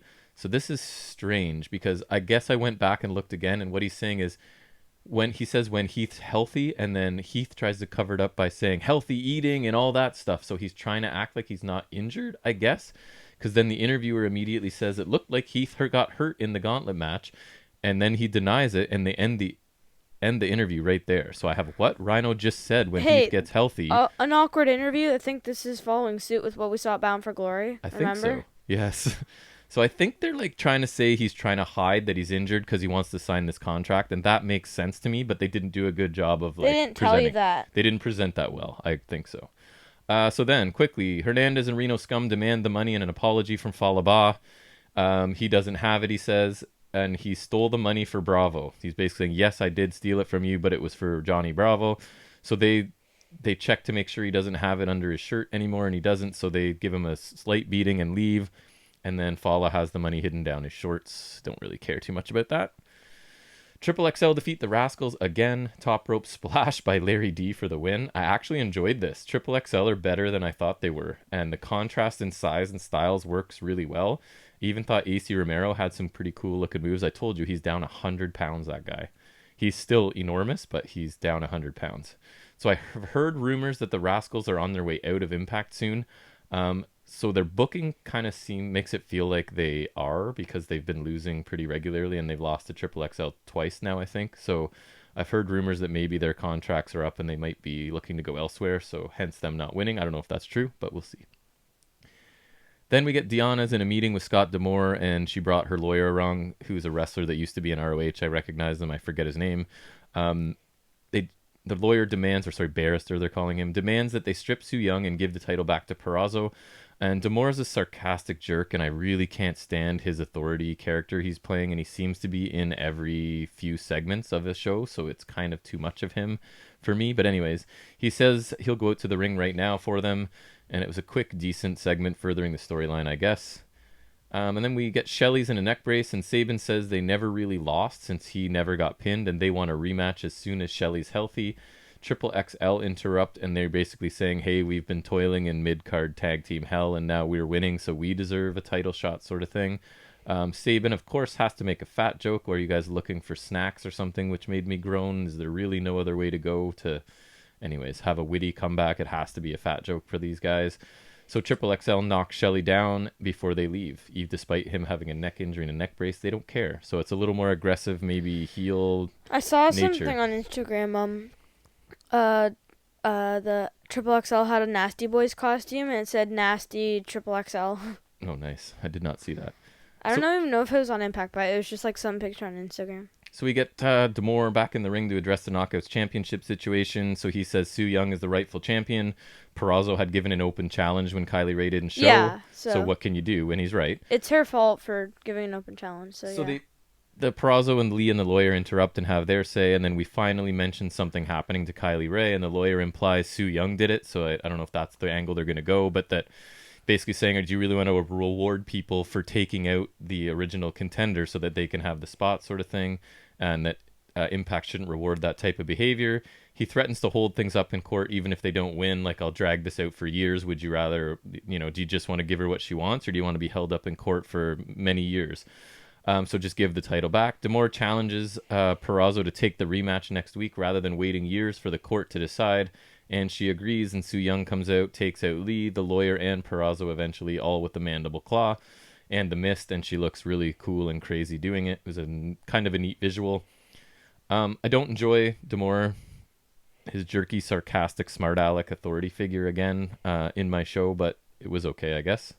The idea of this was fine. It was a bit too long for me, and the spotlight was on D'Amore more than I think it should be, than some of the other talent in these segments, but that's going to be sort of a theme of these shows lately, it feels. Next, we have Rich Swann backstage with the Rascals and Willie Mack. And I like this, there's some eerie music and some interesting camera work, and then Moose shows up in a full suit, and he's quite subdued. He's not doing his I'm a superstar wrestling god. He's now like very serious and subdued and a little quieter, and I kind of really like it, because every time he shows up, it's preceded by this very subtle, ominous music. I quite like it.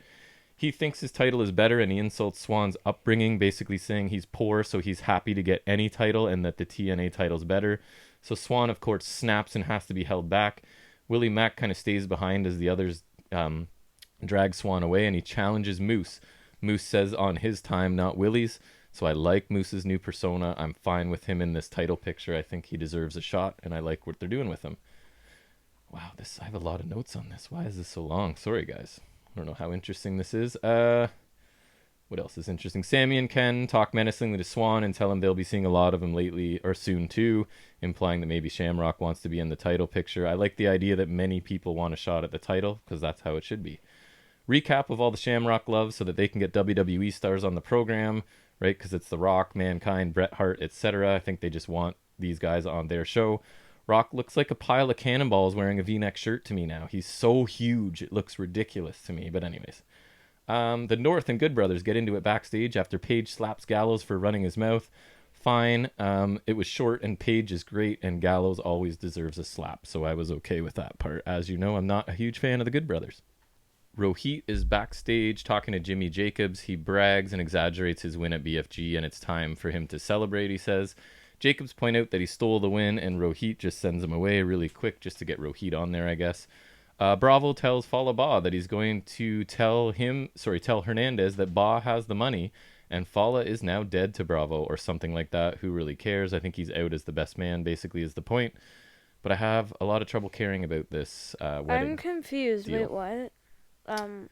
So he was going to be the best man, but because there's all this issue with Hernandez, and now Hernandez is coming after Johnny Bravo, I guess, is the problem. So Bravo's angry with Bah and kicks him out as the best man, I think. So then that might make a little more sense later. I guess so, yeah. So Jordan Grace and Alicia versus Steels and Hogan in a tag. I thought it was a tournament match. It's not, just a tag team match. So Steels and Hogan win when there's some miscommunication between Alicia and Jordan. Alicia goes for a corner splash and accidentally hits Grace instead, and then Alicia gets rolled up. I actually really enjoyed this match. I think Grace and Alicia, when they walked in, they're both, because Jordan Grace always flexes, right? Because she's like a power lifter, strong woman, and then Alicia's there, this skinny little blonde girl flexing beside her, which looked kind of funny, I thought. Rain describes Tasha as, Josh says, what word would you use to describe Tasha? And Madison says, boss.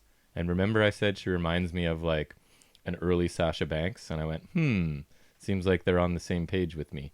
And they just make so much noise, Steels and Hogan. I love it. They're just constant volume. Steels and Hogan are really fun to watch. They seem like they're really having a good time doing these characters and working right now. And Jordan Grace is an amazing hot tag and has a beat down on both of them. So I thought it was good. And Steels and Hogan end up picking up the win there. You saw the end of that, right? That was it, I think.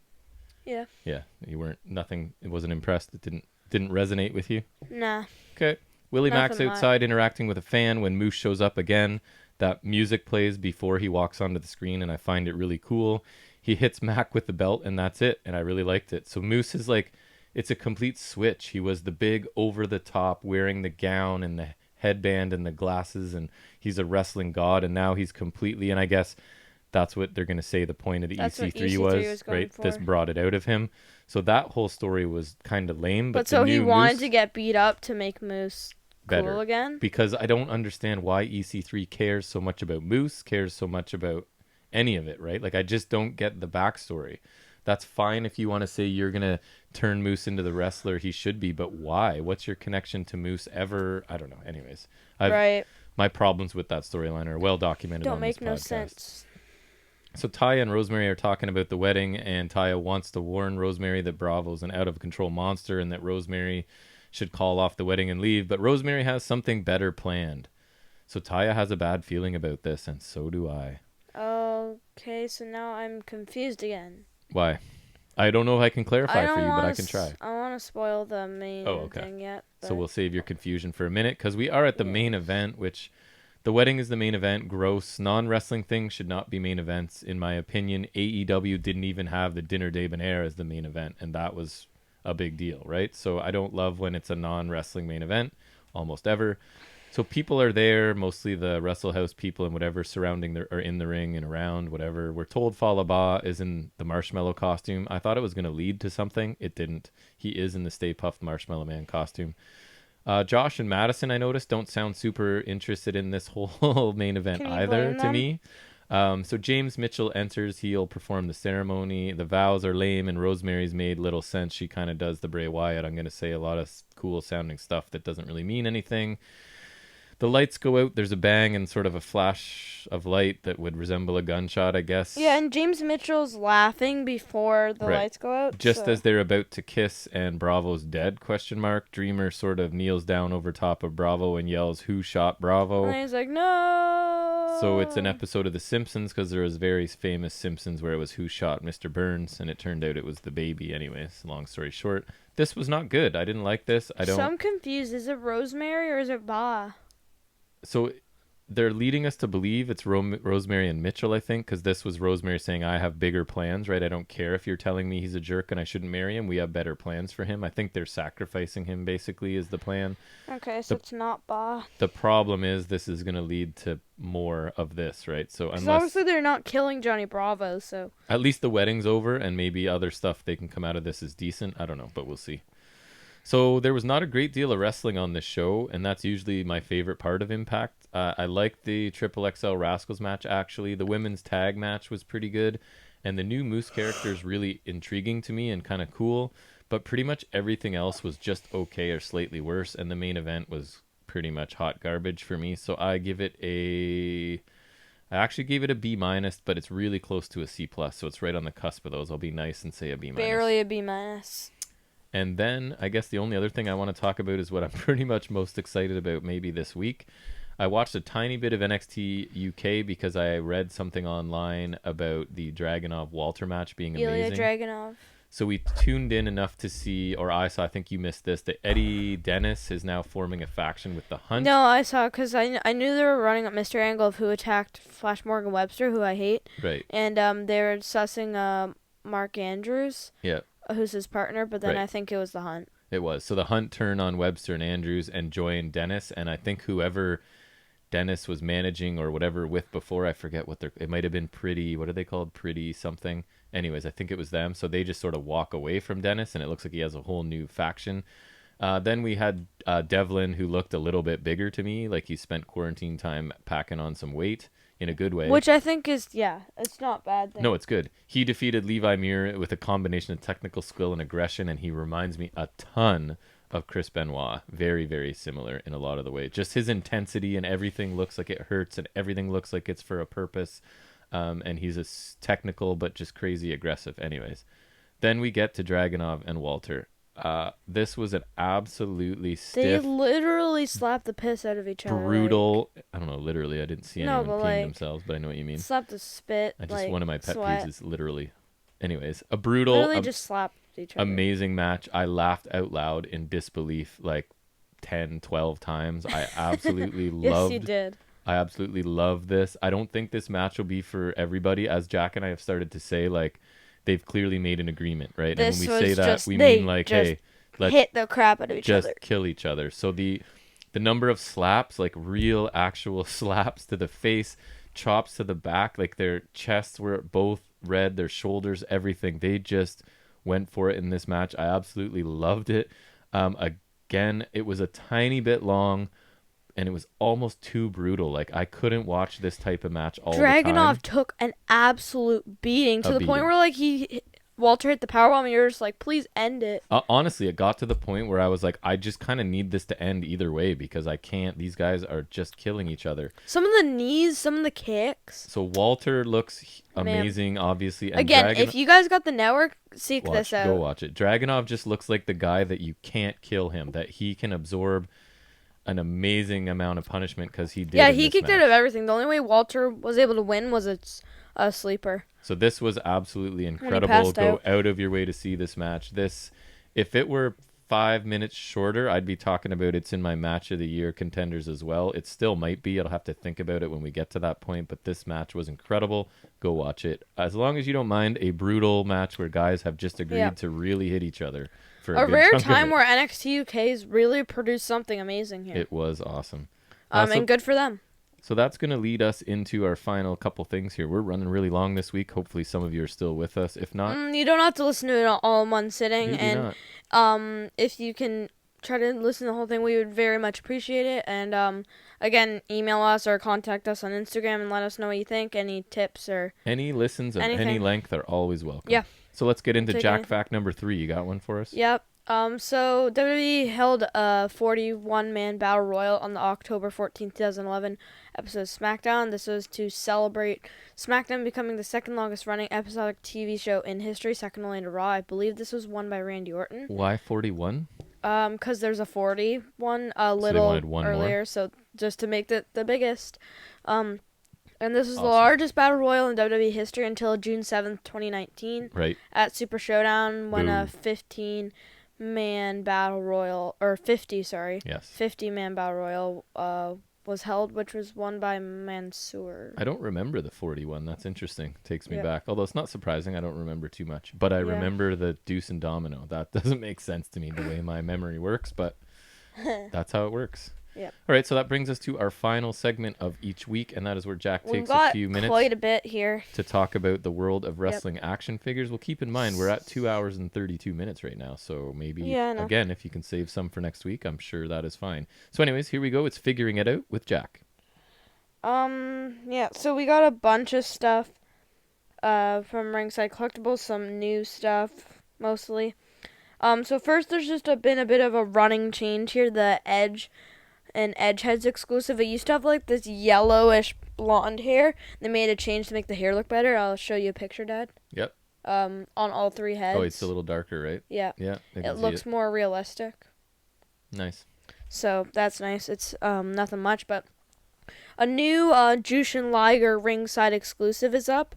It's a red, blue, and white, and it's got silver on the chest this time, and it looks pretty nice. I'm trying to find a picture, but I can't find one. But it looks really nice. Oh, never mind, I found it. It looks really nice, though. I really like it. Here's the picture. Oh, that would, And then there's a black and gold one, which is on back order. It was available a while ago. Nice. That one also looks pretty nice. These are, I think this new silver looking one is the third ringside exclusive we got. The first one was the classic red and white, and then this one's got similar, but then it's got blue and silver, and then we got the black and gold on back order. So if you want to go pick that up, I'd recommend going to get. We got Elite 81 mock images revealed. I don't know what that stands for, but it just basically means the packaging images. So they're using the Elite, the new packaging design. It's the same kind of shaping and design as the old packaging. It's just different colors. It's red and white this time.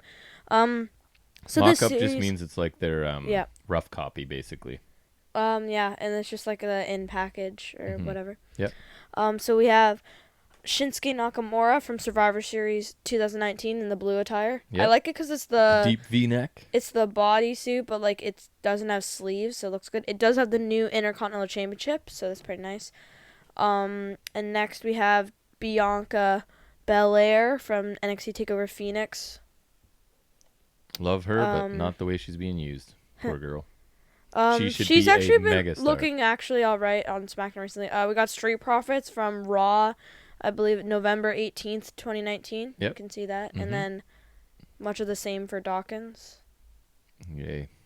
So then we got Stunning Steve Austin from Slamboree, right, 1993. Cool. Then we got Rock from the Friday Night SmackDown premiere, remember, last year on October 4th, 2019. Yep. When they went back to Friday nights. And then the Chase variant is Shinsuke Nakamura from October 22nd,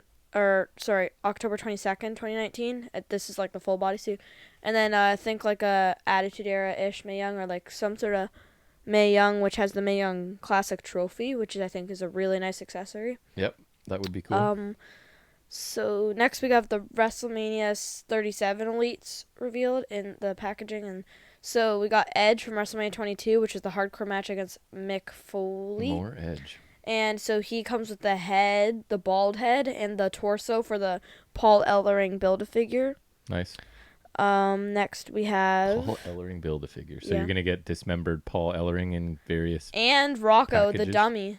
Cool. So then we got China from WrestleMania X7, who comes with Rocco, and then I believe it looks like the arms of Paul Ellering. So if you don't know what Build-A-Figure means, they put like one piece of each or of a this couple figure pieces in each packaging, so they're encouraging you to buy all of the ones of that series to it build is kind the of bonus fun, figure. And like I do think Paul Ellering would be cool because I do have AOP. It does look dismembered strange. Bodies, parts. And I got the ref from last year's WrestleMania series, so I might do this again. And all the figures look pretty nice. You're falling for Goldberg for their marketing, eh?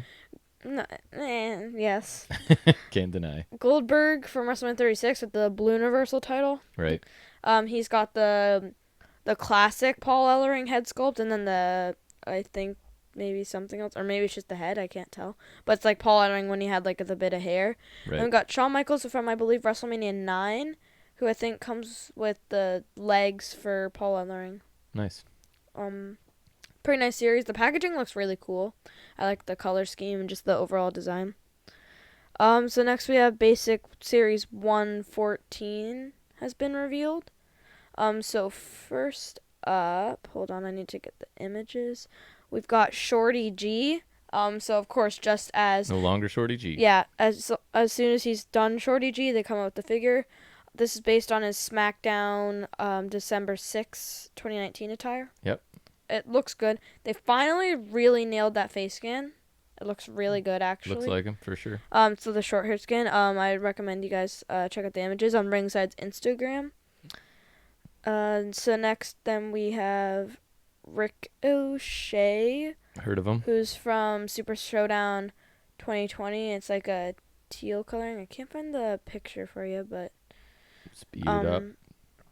And then next we have Kofi Kingston in the all white from Elimination Chamber 2020, which I really like. That's cool. The Fiend from, I think, SummerSlam, just the same as the Elites, just in basic form. Yep. And then Rhea Ripley from NXT UK on February 23rd, 2019. So first Rhea Ripley.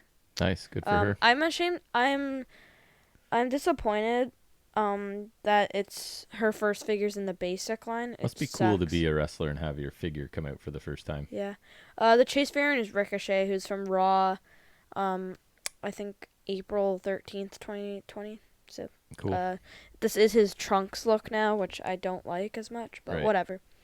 So then we have our basic 116 lineup revealed. The series includes Seth Rollins again already. He was just in series 112, so weird that we're getting another one already, but whatever. Sheamus, and based on the pictures, I'm hoping it's current Sheamus. We got Roderick Strong, Kevin Owens, and Dakota Kai.